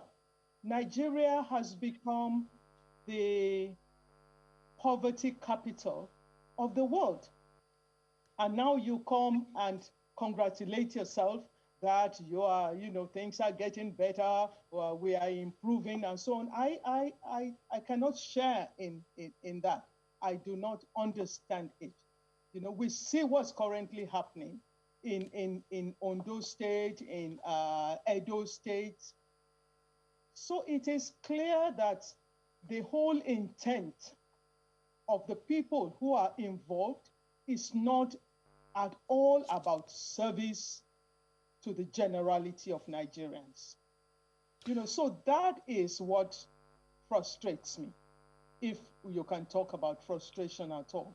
And I think that it is time for Nigerians as citizens to rise up now and begin to demand fundamental changes in a radical manner, if I may add.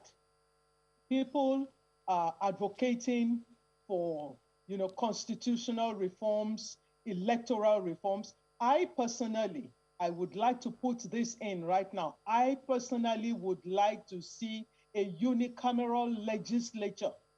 I know that it's a, you know, it's going to be difficult, but I think that we must begin to say the things that need to be said. Nigeria does not have the kind of money to waste that we are wasting. Why should our elections cost so much? Universities don't have the kind of money that we're spending on elections to conduct research. Here we are in the midst of a pandemic. How much money is going to the universities for research, for education? Many of our students are locked down at home. A few are able to transit to online teaching and so on. But the majority, especially in the public institutions, are not able to do anything. All right, Prof, let's bring in, yeah, okay. So let me quickly. It's clear what we need to spend our money on. Okay. It's very clear. And we don't have much of it. So we better begin to redefine our priorities. Money should not be going so much to conducting elections and paying National Assembly members. All right. I see I have Dr.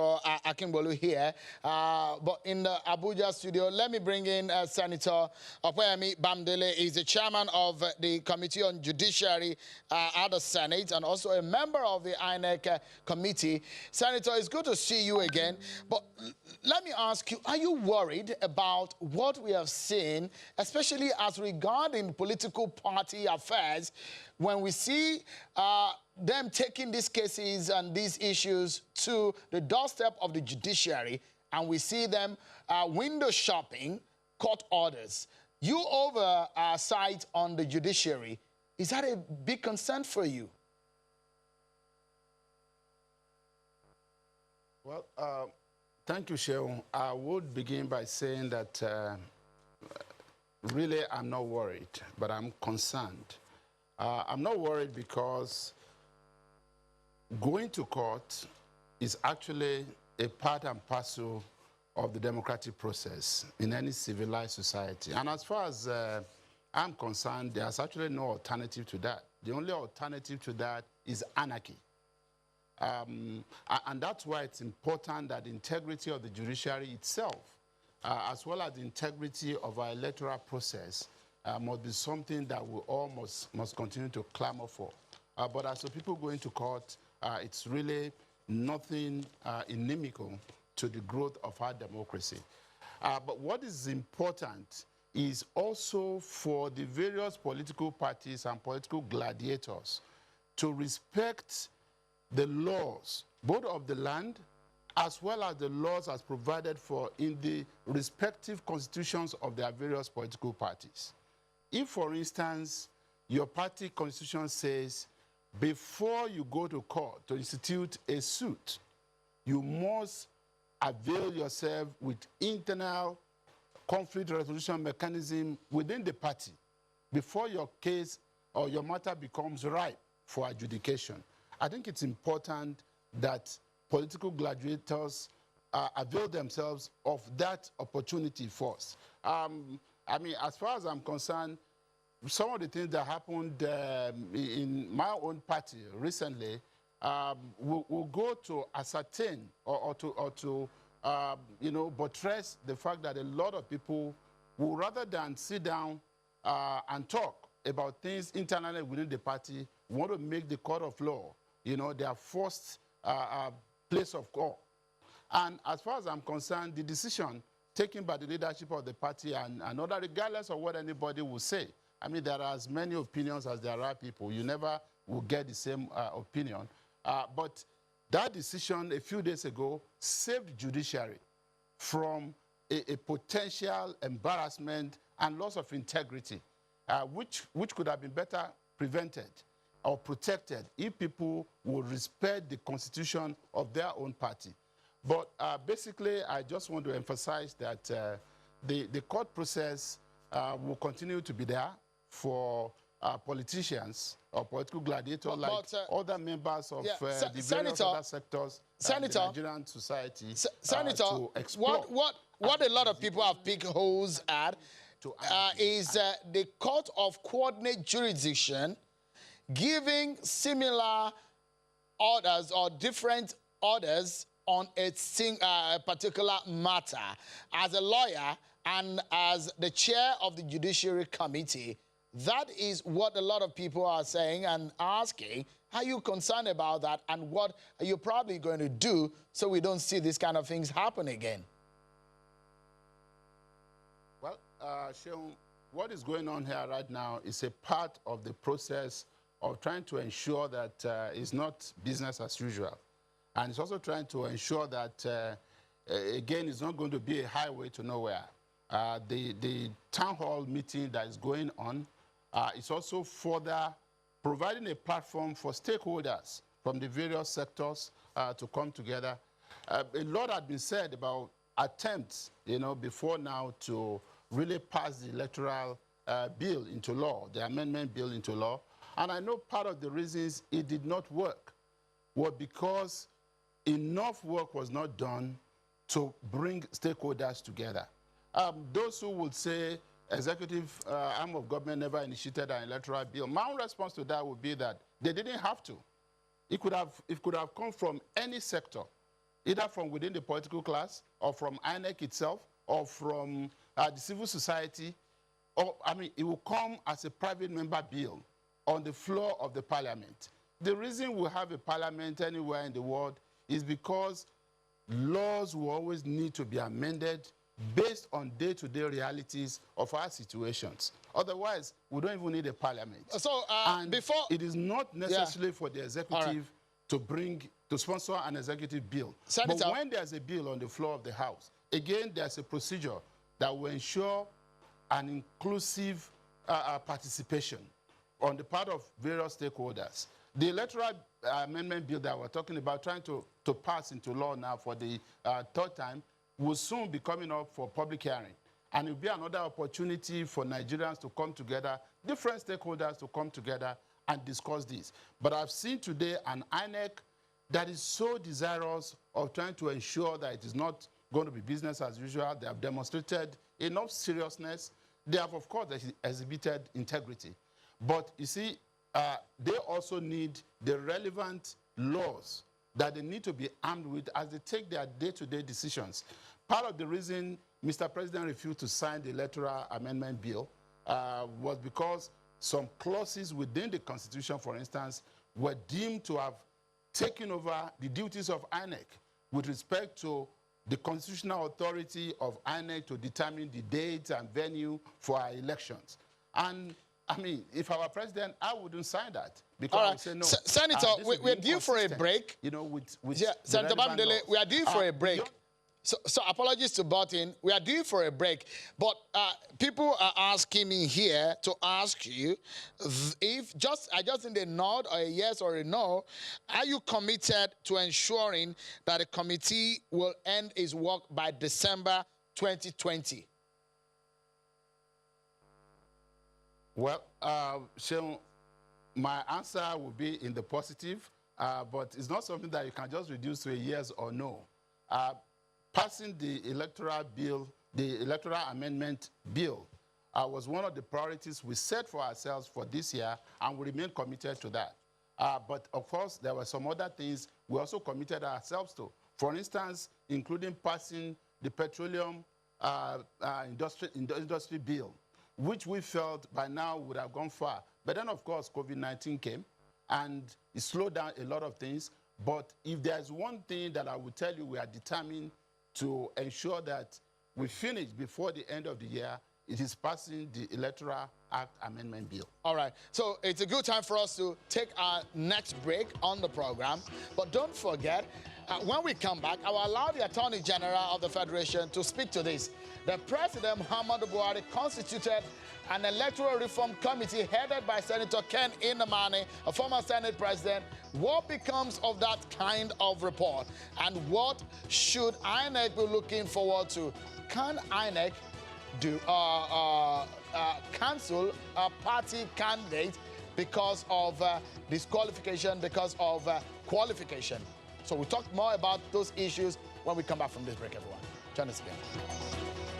Thank you so much, everyone, for staying with us on this fixed Nigerian elections town hall put together by IAGA Africa alongside the EU and ECS. At the center of it is Channels Television, a collaborator in all of these, and our eyes on how we can get Nigerian elections better. So let's get back to the conversation. But first, it's been 17 days of fierce competition for the fixed elections NG video contest.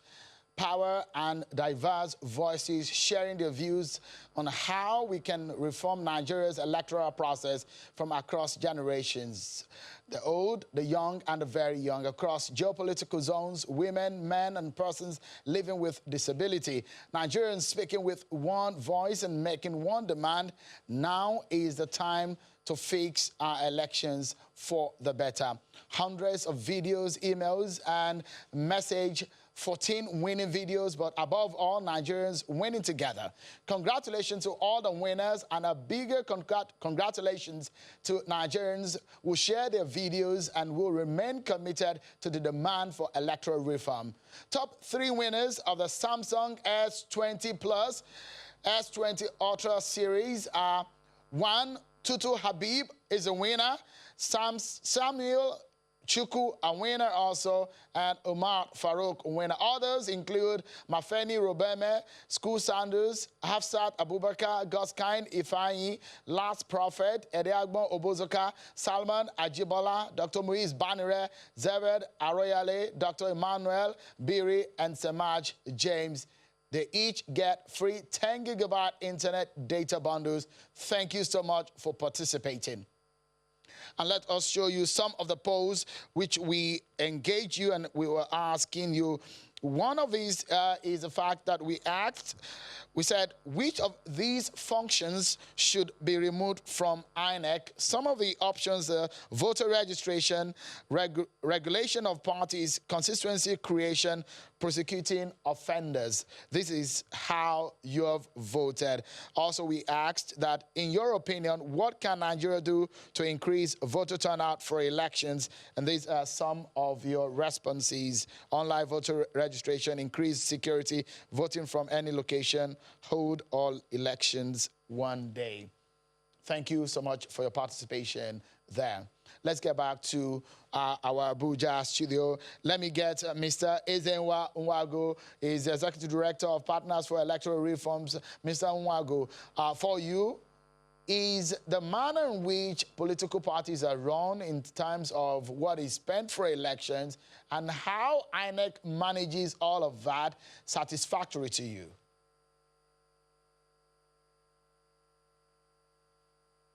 Well, Shehu, I think that political party administration suffered some hijack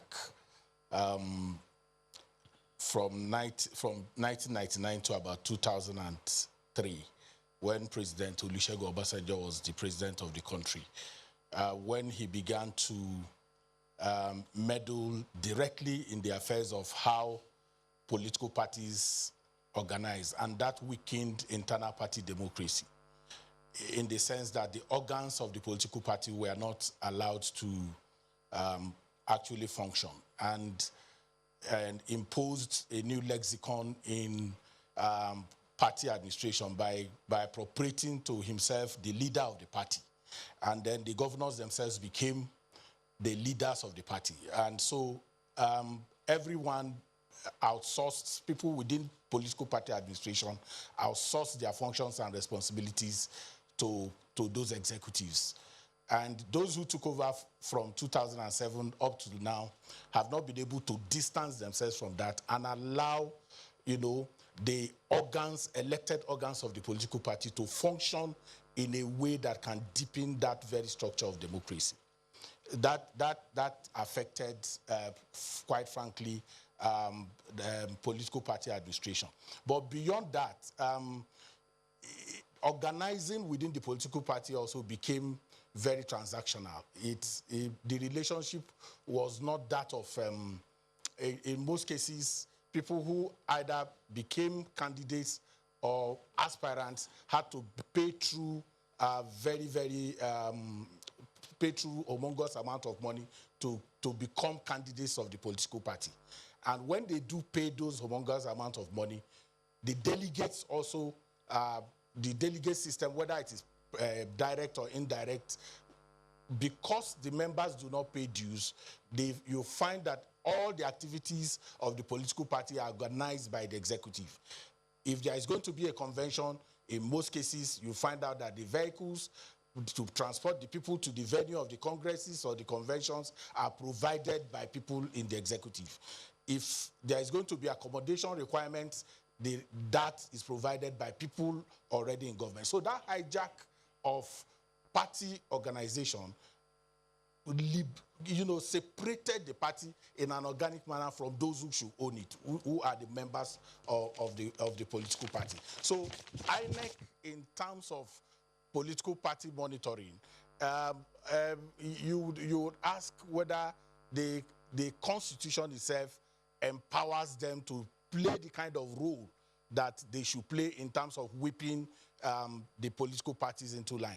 For instance, the audited accounts of most of the political parties, if you ask for them, if you ask INEC whether many of them have submitted those audited accounts, they may be in a situation where INEC does not have those reports, because the political parties will not do so. And if they don't, what will INEC do? Are there sanctions within the framework of whether INEC guidelines or the Constitution that allows INEC to wield the big stick? That's not going to happen. When political parties organize congresses, INEC monitors, but after monitoring, what do you do with what you have monitored? Can you sanction them? When they field candidates, inappropriate candidates, can you disqualify those candidates? So there are lacunas within the law that already makes it difficult for INEC to play the real oversight responsibilities that they should play on those political parties. But more importantly is to address the question of ownership of the political parties. The people are completely absent in how their political parties are run. Most of the time, you can see that from what has happened in the last few days with the dominant political parties. All the conversations were happening outside of the owners of the political party. Mr. Ezenwanwago, he took one man who has just one membership card. Just one membership card is what he has, to be the one to resolve the problem that, first and foremost, the National Executive Committee of the party could not resolve, the Board of Trustees could not resolve, the disciplinary committee of those parties could not even deal with those issues. Mr. Nwagu, let's quickly round up this session, because we have yet another interesting session before we end the town hall tonight. And I'm being told I have just about 2.5 or 3 minutes to end this session before we move into another. And so I like the INEC chairman to weigh in. I was waiting so that he can respond to some of what people have said. INEC chairman, do you support the proposal that empowers, that is asking to empower by law INEC to disqualify candidates? And if also can respond to a few issues. You just have about 1.5 minutes, Mr. Chairman. Okay, thank you, Sean. It's not so much powers to disqualify, but powers for the political parties to do what is right. You don't have to all the time police the political parties. But you started this program by referring to the number of cases in court arising from the 2019 general elections. You mentioned 809 post-election litigations. Interestingly, we have more litigations challenging the conduct of primaries by political parties than the number of cases challenging the conduct of the main election itself. INEC conducts the secondary election. Political parties conduct the primary election. They give us the candidates that we put on the ballot and put forward to Nigerians to choose from. So that role and responsibility is really very important for the political parties to perform. But let me try and link this up to the issue of cost of elections. One of the biggest areas of cost for the Commission from the 2019 general elections is actually electoral litigation. We have been dragged to court almost 2,000 times now. And how many lawyers do we have in the Commission? And for each case, we have to hire lawyers to defend INEC. Not only that, some of the cases were actually not intended by those who filed them to be prosecuted diligently. Out of the 809 cases you mentioned, 309 cases you mentioned, 809 cases you mentioned post-election. Actually, 357 were withdrawn by the litigants. So they had no intention to prosecute. But you have to hire lawyers to defend you in court. And we spend and spend and spend. But related to that, you have the issue of conduct of by-elections. Elections are not simply costly because we conduct the general elections. Elections are also costly because we conduct by-elections. For instance, as we speak, we have 14 by-elections outstanding, including 6 senatorial districts. 6 senatorial districts are the equivalent of 2 governorship elections because you have 2 or 3 senatorial districts per state. And we spend and spend and spend in the conduct of these elections. I hope that as part of the reform that we need to introduce in this country, attention will focus on the conduct of by-elections. Finally, for me, from Sean, I don't know whether I'll have another opportunity to say this. While we appreciate the lawmakers and all those responsible for ensuring that we reform our electoral process, particularly the electoral legal framework, let me say that from our experience as a commission, we realize that, yes, we need electoral reforms, we need legal reforms, it's very important, but so much actually depends on what the commission makes of its own independence, rather than drawing essentially from statutory provisions. We'll continue to ensure that we do what we are supposed to do courageously. It requires a lot of courage to ensure that you achieve the kind of free, fair, and credible elections that we require. Let me also say this by way of conclusion. Something happened yesterday in the commission that greatly excited us. We have been deepening the use of technology, not only in management of the electoral process, but also managing the processes that lead to the election.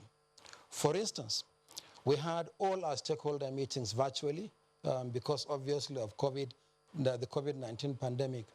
But we also introduced the Accreditation of Observers online. The media will be accredited online. And we said that parties must also submit their nominations online. Recall that before the Kogi and Bielsa governorship elections, we had so many litigations simply because the process of submission was manual. We learned from the experience of what happened and insisted that all parties, all political parties, must file their nominations online. We created a dedicated portal for that. I was in the office yesterday, I was looking at the clock.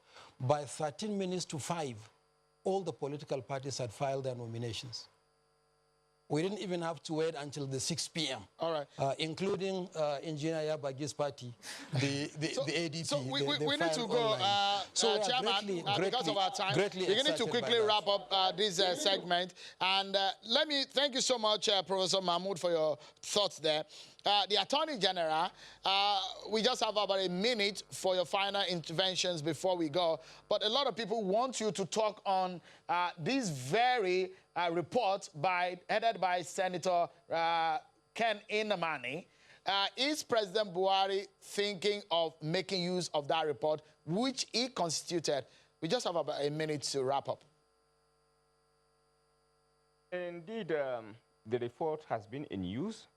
First, at a point when the report was submitted, we had cause to have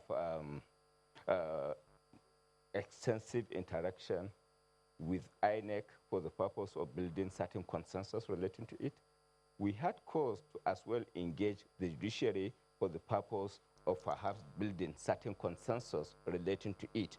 And arising from those interactions, we had cause now to somehow put across for consideration of the National Assembly amendment and alterations to a constitutional amendment and alterations that has to do with election and electoral process. And as it is arising from our mutual and collective interaction and consensus building, we have succeeded in working with the National Assembly for the purpose of having in place an interface committee that now gives us an opportunity working with the National Assembly to see what consensus we can bring about as it relates to electoral reforms, among others. So it is indeed arising from that the National Assembly is now working towards the new electoral bill.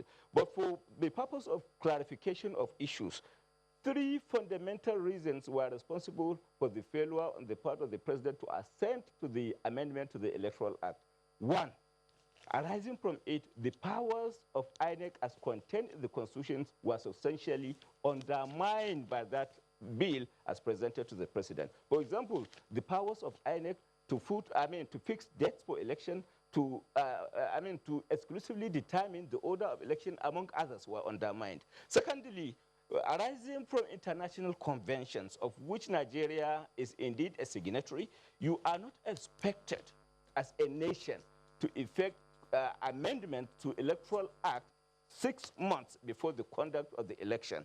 And then thirdly as well, election is a process that takes a longer period of time, a cycle of 4 years. And you are now seeking for for Electoral Act amendment 3 months before the election, thereby changing the goalpost when the game is already on.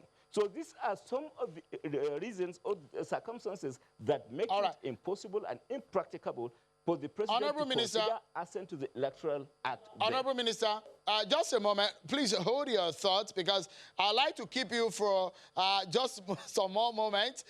Let me allow Senator Bamidele to give us his closing thought in 30 seconds. Senator Bamidele, what is your committee doing to ensure that party primaries and emergence of candidates are free and fair and sanitized? In 30 seconds, please.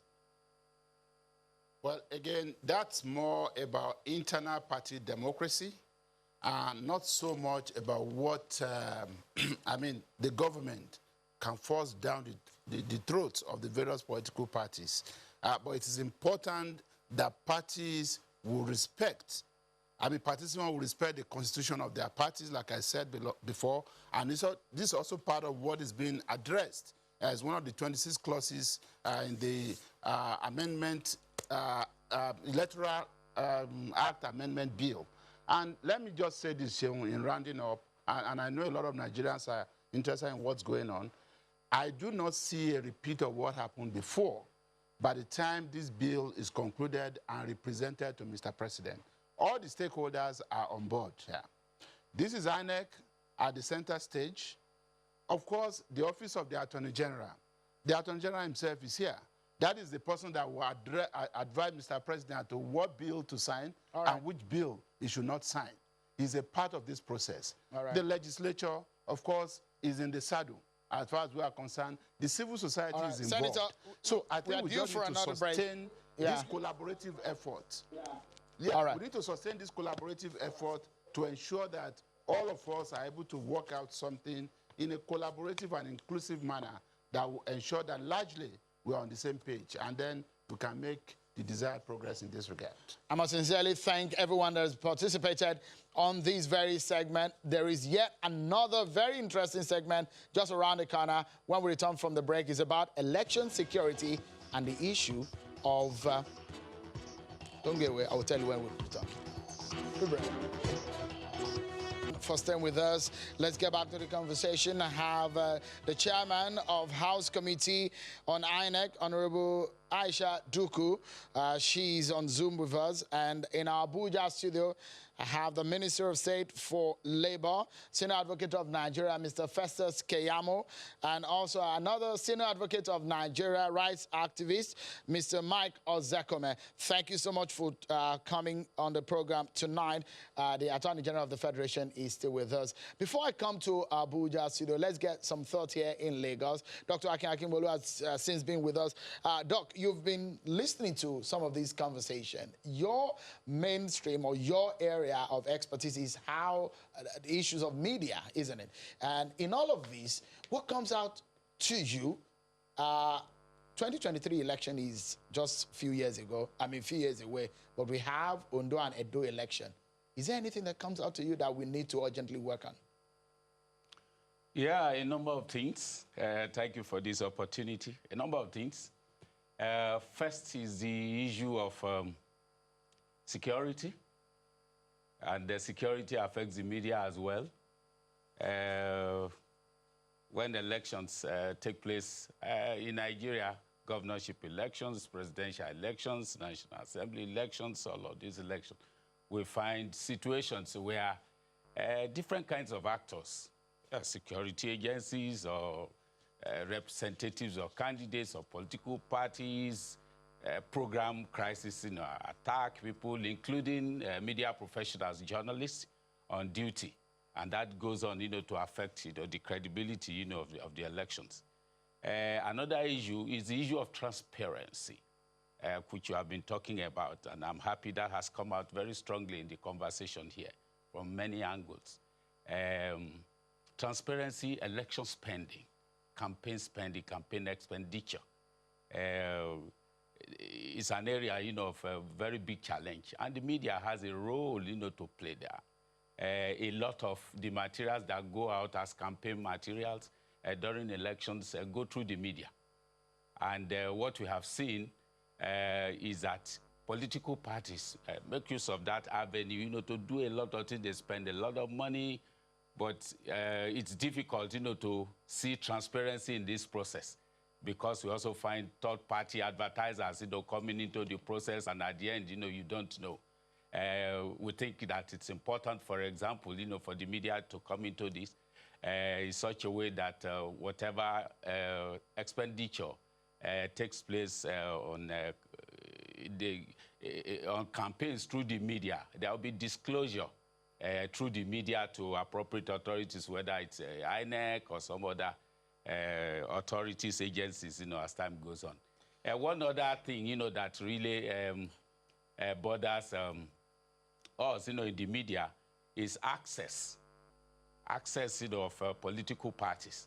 A lot of people, talk about access, they say, but what we find is that in government-owned, publicly funded media organizations, opposition parties are mostly denied access, to the media.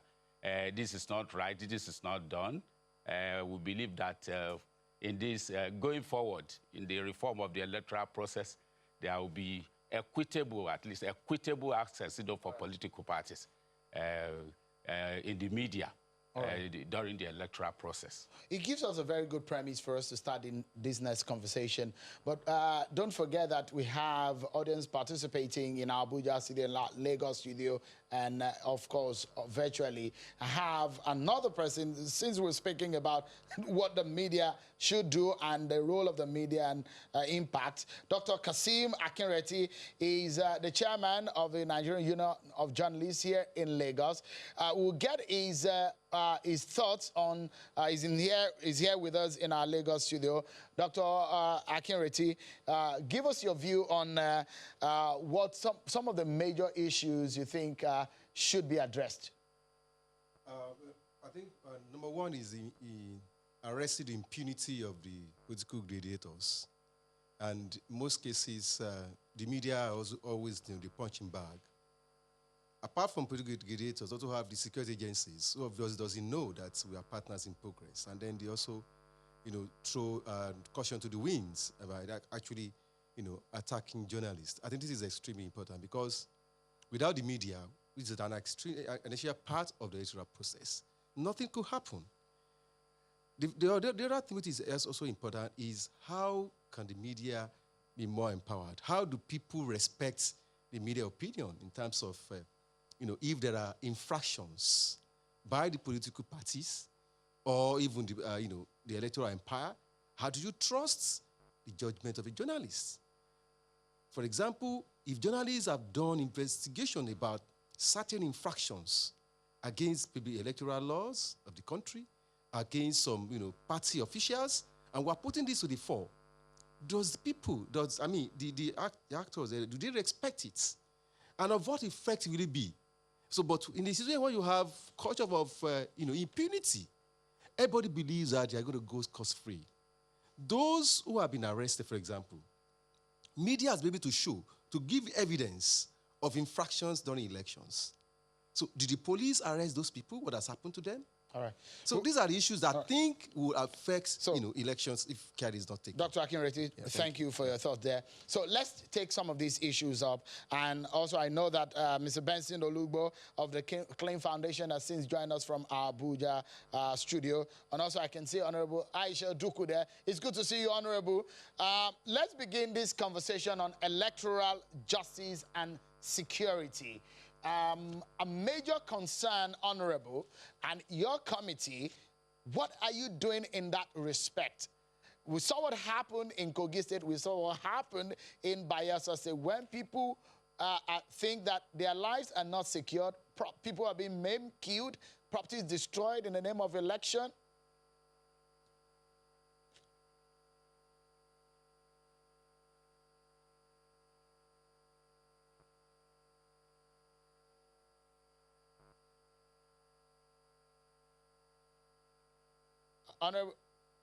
Honorable, I guess you have to unmute, but just in a moment, let me, as she unmutes herself, let's get Mr. Festus Keyamo to weigh in.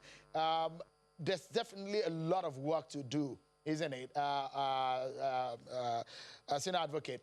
Give us your thoughts on the issues or what the major causes of these issues of insecurity at our elections.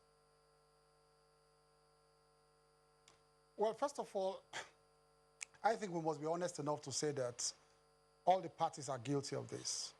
So it's a major concern. We have had rising cases of insecurity, violence, and then, of course, the electoral process is mad when people cannot vote in an atmosphere that is devoid of violence. And so it does affect the credibility of elections. What can we say but to say that the law enforcement agencies should, of course, do their jobs?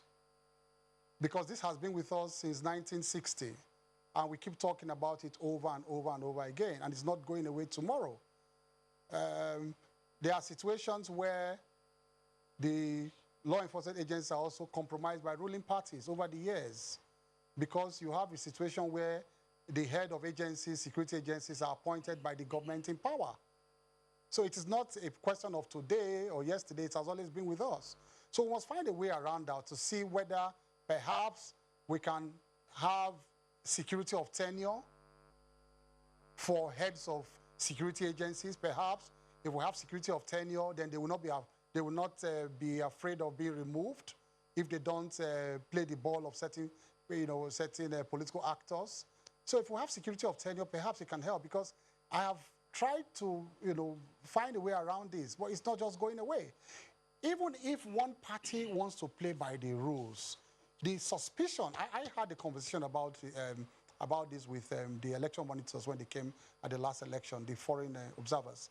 And I said, look, even if one party wants to play by the rules, it's always the suspicion of whether the other party will also abide by the rules too. So it's always a situation of somebody trying to meet violence with violence. Because if I want to be a gentleman, the other party will come and overrun me, and then all of a sudden, the process is over. So we have to look back at perhaps the security architecture, see how we can strengthen it, how we can give them a sense of security or security of tenure where they can be totally insulated from politics.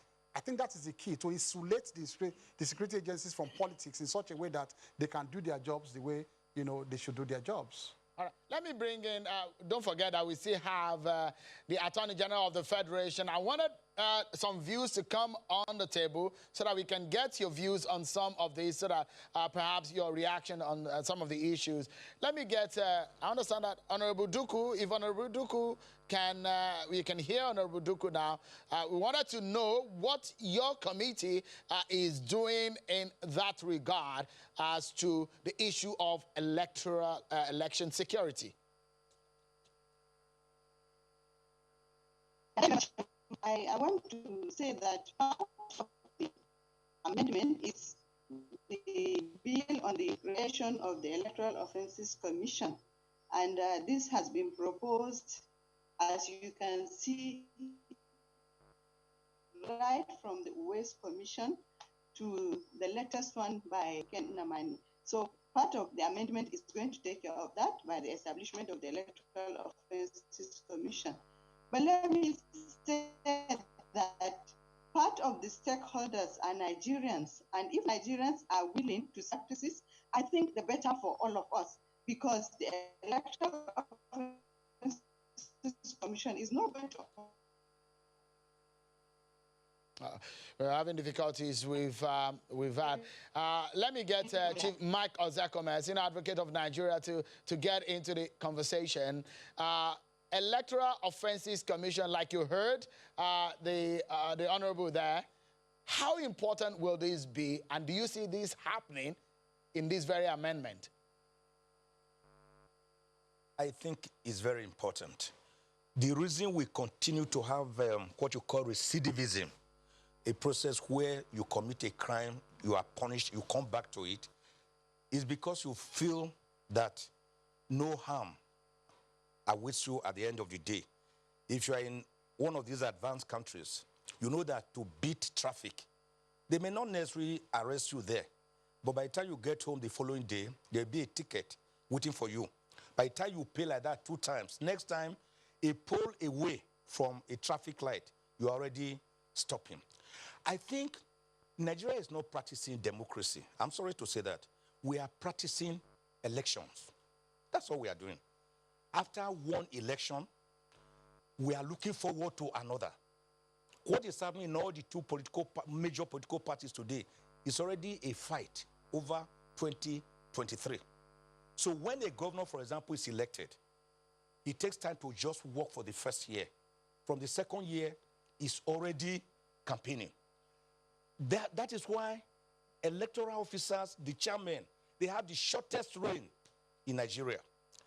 Since 1964 elections of Ayo Eswa to to Chief Michael Ani of 1979, who conducted the elections that brought in Shehu Shagari, to Fedeco of Justice Oviewuski, the man who said if he saw 1 million naira bribe, he would collapse when they accused him falsely of taking bribe. Up to people like Dagogo, Justice Akpata, Maurice Iwu, the president Atairu Jega, the present chairman. The problems have always been the same because politicians in Nigeria, they take it that it is a do or die battle for them to win elections. And people, because they don't have any other occupation, most of them, they see politics that should be a vocation. They see it as an occupation. They don't have any business address. They don't have any occupational address. So a person who is raising billions of naira, where the Electoral Act prescribes 1 billion for presidential elections, 200 million naira for governorship elections, 40 million naira for senatorial, 20 for... In fact, that is just like wetting the ground when they want to start contesting. How How do you spend such money? How do you go to banks to take loans? Because you want to serve your people. It is not because they want to serve their people.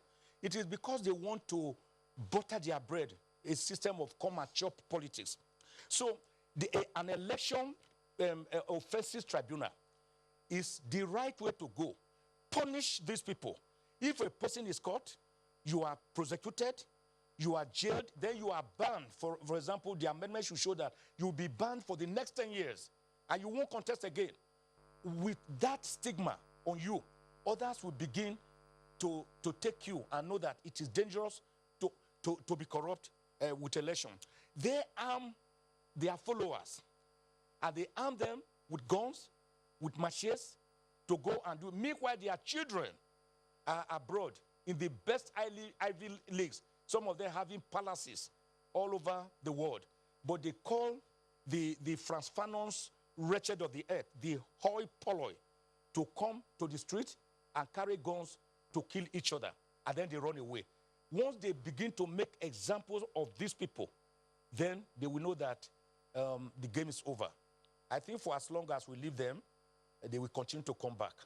All right. It's recidivism. So let's get Mr. Benson Olugbo of Clean Foundation. Before elections, Clean Foundation will come up and give views on the yellow spots, the red spots for elections. This time around, what are your findings, the findings of your organization on the major causes of electoral violence? Thank you, Shegun. The causes of electoral violence, they've not really changed. It's still politicians. I think they are the worst culprits. Politicians are the bad news of politics in Nigeria. Because they talks, they cause problems, they use money to buy. You know, what is actually happening now is injunction. Everybody, there's a cartoon I saw that you can go anywhere and procure injunction. So the key problem we have in our electoral process, and that is a key driver of violence in Nigeria, is politicians. Then after that, you will see that they arm talks, they use money to corrupt judges. I mean, there's also that problem of internal party democracy. And of course, we see it everywhere, that internal party democracy is actually one of the problems that is also causing problems. And then there's the issue of cultism and also drug abuse. These are issues that we need to deal with because they have ways of fomenting trouble. And if you look at critically at what causes all these things, it's also the appetite for politicians to capture power by all means possible. And that is actually a key driver of violence in Nigeria, that an average Nigerian politician wants to do anything humanly possible to capture power. And I agree with what has been said here, that the interest is not really to serve. Because if the interest is to serve, why will we procure arms? Why will we kill Nigerians? Because we want to rule. Why will we go to that extent of causing mayhem, of kidnapping, of killing, of using talks at all venues and every places to cause problems? In fact, they also corrupt security agencies. We have noticed even in some of our reports that security agencies said, we want to do this thing normally. But sometimes they don't have welfare. The normal welfare that security agencies should have when they go on election duty, they don't have it. So they are left at the whims and caprices of politicians who also bring brown envelopes to corrupt them. So at the fulcrum, at the center of our problem, our electoral management in Nigeria is politicians. And I think we need to deal with it essentially. So before I get the view of the Attorney General to react to some of these issues, because it will come on your table at some point, AGF, on how we can get these things fixed. Let me get Mr. Festus Okoye, National Commissioner with INEC. You perhaps have been, INEC at some point told Nigerians that we will not conduct elections if we do not know that elections are going to be secured. Has INEC been able to find a way out, a fix for this problem that you have identified, election security or insecurity as the case may be? At the level of the Interagency Consultative Committee on Election Security, we've been addressing the whole issue about election security. And you know also that Section 26 of the Electoral Act empowers the Commission not to proceed with any election if we perceive that there may likely be breakdown of law and order or likelihood of breakdown of law and order. What is important here is that in every election, for instance, during the 2019 elections, the Commission deployed almost 1 million ad hoc staff to go and conduct this election. And some of these ad hoc staff are students of federal tertiary institutions, some are UCOR members serving the nation. And I don't think that any electoral commission, what is sought, will deploy young men and women to go and die. So to that particular extent, we've made it very, very clear to the political parties and all the candidates that if the commission perceives that there may be the likelihood of breakdown of law and order, or they are going to unleash violence on some of our ad hoc staff, that we are not going to proceed with that particular election. So I think that going forward, the political parties and the candidates are learning the critical lessons, and they are aware that this particular commission is determined to protect the sanctity of the electoral process, and that if they unleash violence on ad hoc staff, or if they create an atmosphere of fear and anxiety in any electoral process, that we may not likely go ahead with that particular election. So I think that we are determined and we have the courage to put through it, and the political parties are aware that we are not going to that we are not going to tolerate a situation where violence will be unleashed on ad hoc staff. So I think that they know that, and they are not taking it lightly. And we hope and pray that as we move towards the Edo governorship elections, that they will not dare the commission, because the commission will, in a very determined manner, enforce the provisions of the Constitution and also enforce the provisions of the Electoral Act in terms of making sure that we protect the integrity of the electoral process. All right, because one of the issues that are being raised is that if anybody is identified of fomenting trouble, what happens to that person? Are you going to disqualify the person, or what happens? But let me get the Attorney General back to the conversation now. Attorney General, I'd like you to respond to some of the issues that are being raised, but a critical one here, Honorable Minister, is the fact that things have changed. Coronavirus has affected a lot of things, including our economy. We do not have as much money again. And our elections are expensive, as has been highlighted. Going forward, is the government thinking or rethinking the amount we spend on elections? Well, let me start by addressing the first issue as it relates to election insecurity. I think the major problem bedeviling our ability to address insecurity associated with election is absence of institutional mechanism that can checkmate the prevailing insecurity associated with elections. At the point of the election, there are two critical stakeholders, the politicians and indeed INEC. INEC was fundamentally and substantially interested in the conduct of the election in its own right. The politicians, on the other hand, are substantially interested in the outcome of an election.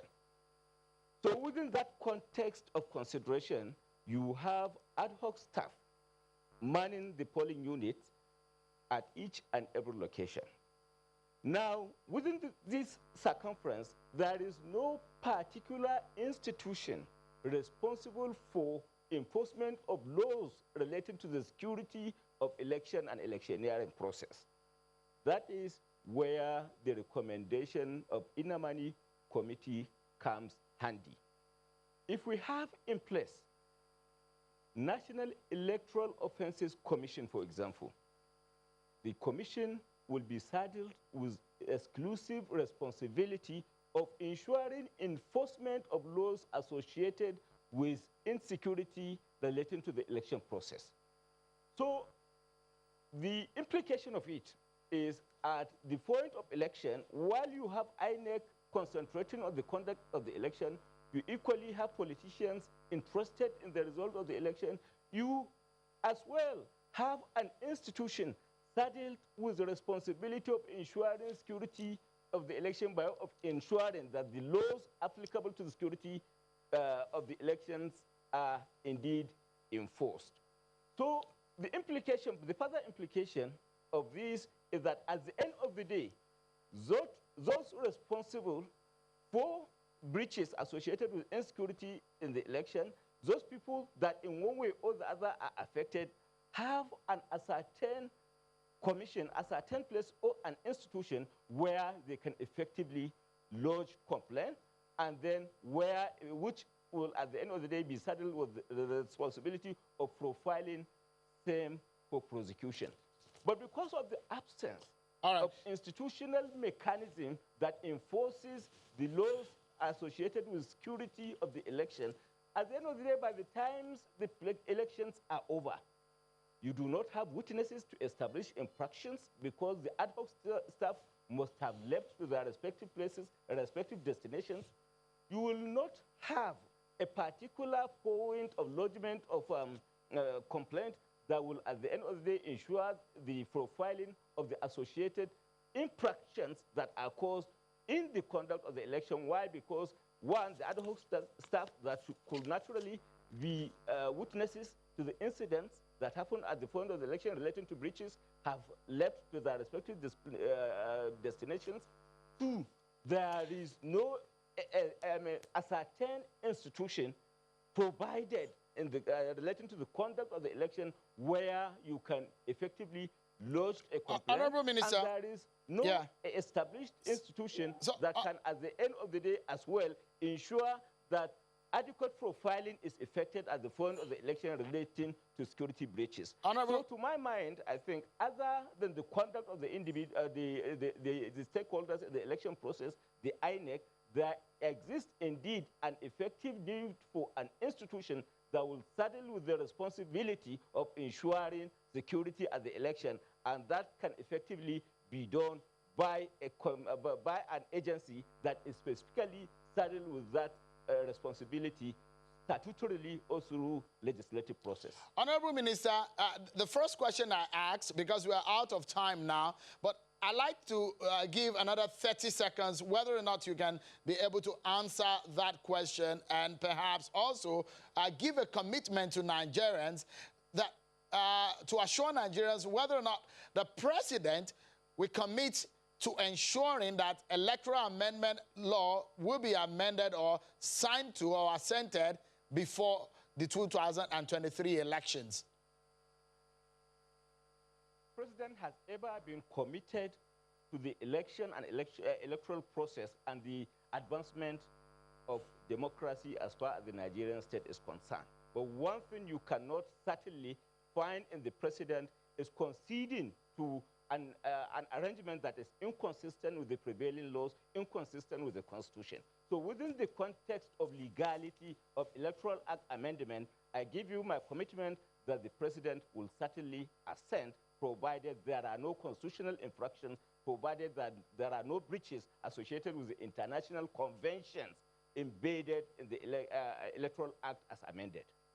So let's get the two senior advocates of the senior advocate of Nigeria that are in Abuja back into the conversation and get their final views on the issues of electoral justice and security in Nigeria. Where do we go from here? I have just about 40 seconds each for the two senior advocates. Let me begin with Mr. Festus Keyamo. Where do we go from here to get things right?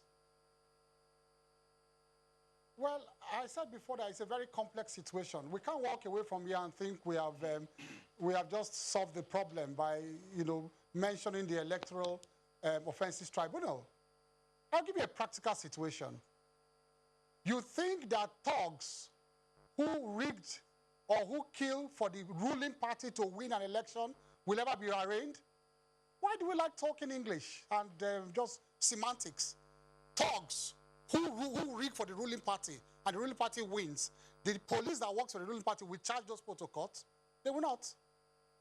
So we are far away from the problems. I do not subscribe that is just the single solution, file Electoral Offences Tribunal. This is the law I practice in this country. I know the politics behind charging people to court. It is not as easy as that.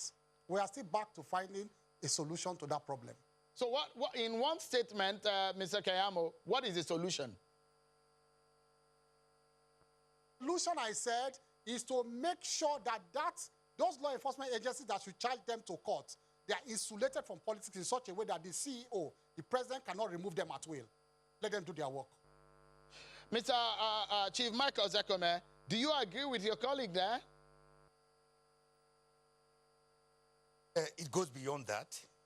We should make politics very, very less attractive. Politics is too attractive now.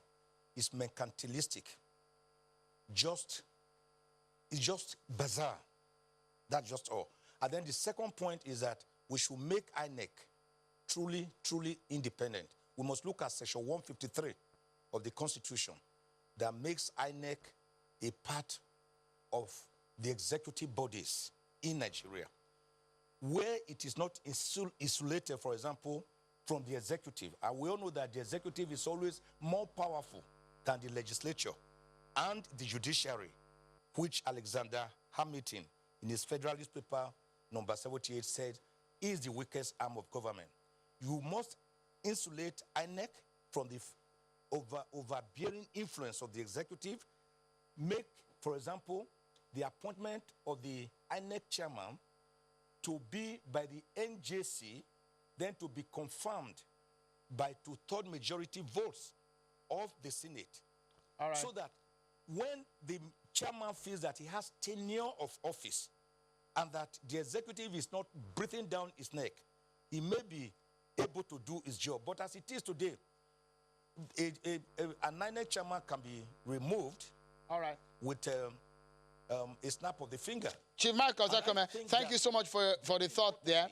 But we're just coasting home, and it's going to be an interesting way to end the show with the voice of a woman in talking about inclusion, political inclusion. Bukola Osidibo of Ward C is here to give on the issue of women participation. Just in 30 seconds, and give us your word so that we can close now. What is the state of things in 30 seconds? Okay, thanks, Shion, for this opportunity. Well, listening to all the speakers speaking, I would, like you said, speak from the point of inclusion. For Nigeria, for example, in terms of reforms, the two major laws governing elections in Nigeria, they have to be deliberate in terms of inclusion of women in the political space. Take, for example, there are some state houses of assembly in Nigeria that are, the House Committee on Women Affairs are still headed by men. Permit me to say, does that mean that there is not one single woman that could be nudged or convinced to join a political party to contest the election for the singular purpose of occupying that particular position? So until we are deliberate in terms of including women, we cannot have an increase in women's political participation in Nigeria. Bukola Osidibo of Ward C, thank you so much for your thought. And I must sincerely thank my distinguished guests in our Abuja studio, the Attorney General of the Federation, and also the Minister of State for Labor, Mr. Festus Keyamo, Senior Advocate of Nigeria, Chief Michael Zekome, Mr. Odlugbo there from Clean Foundation, and Mr. Festus Keyamo. Always good to see you in your blue jacket. Thank you so much for coming on tonight. And also, Dr. Akingbolu, thank you so much for coming tonight. And our guests in our Abuja and Lagos studio, as well as our virtual audiences. Thank you so much, everyone, for participating. I guess with Yaga, the EU, and ECAS have started a conversation that our elections must count in Nigeria. We need to fix it. The conversation has started. You can take it on, and we can ask that elections in Nigeria must count. Thank you so much, everyone. On behalf of all the crew at Channels Television, thank you so much for watching. Bye-bye.